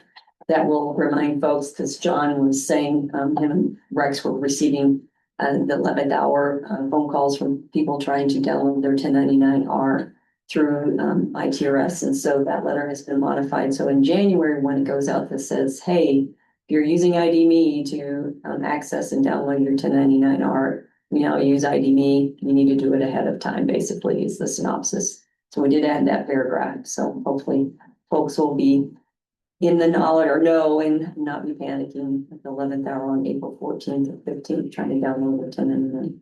And then you will get notification and not send them a paper copy? No. We have to Oh, okay. legally send them a paper copy, but those folks that are actually lost it or need another copy or whatever, All right. or access, calling John and Rex to get them onto my TRS and so it'll be a little bit different this next year.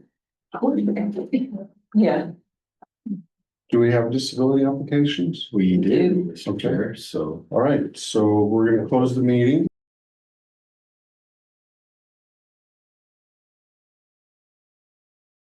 Entertain a motion on the disability request for Heather Nearing. I move approval. I'll say. Thank you. All those in favor say aye. Aye. Aye. Any nays? No, seeing none, she has approved. Yes. Okay, all right. Last motion that we would accept would be one for adjournment. Motion to adjourn. Is there a second? Second. And all those in favor? Aye. I say nay.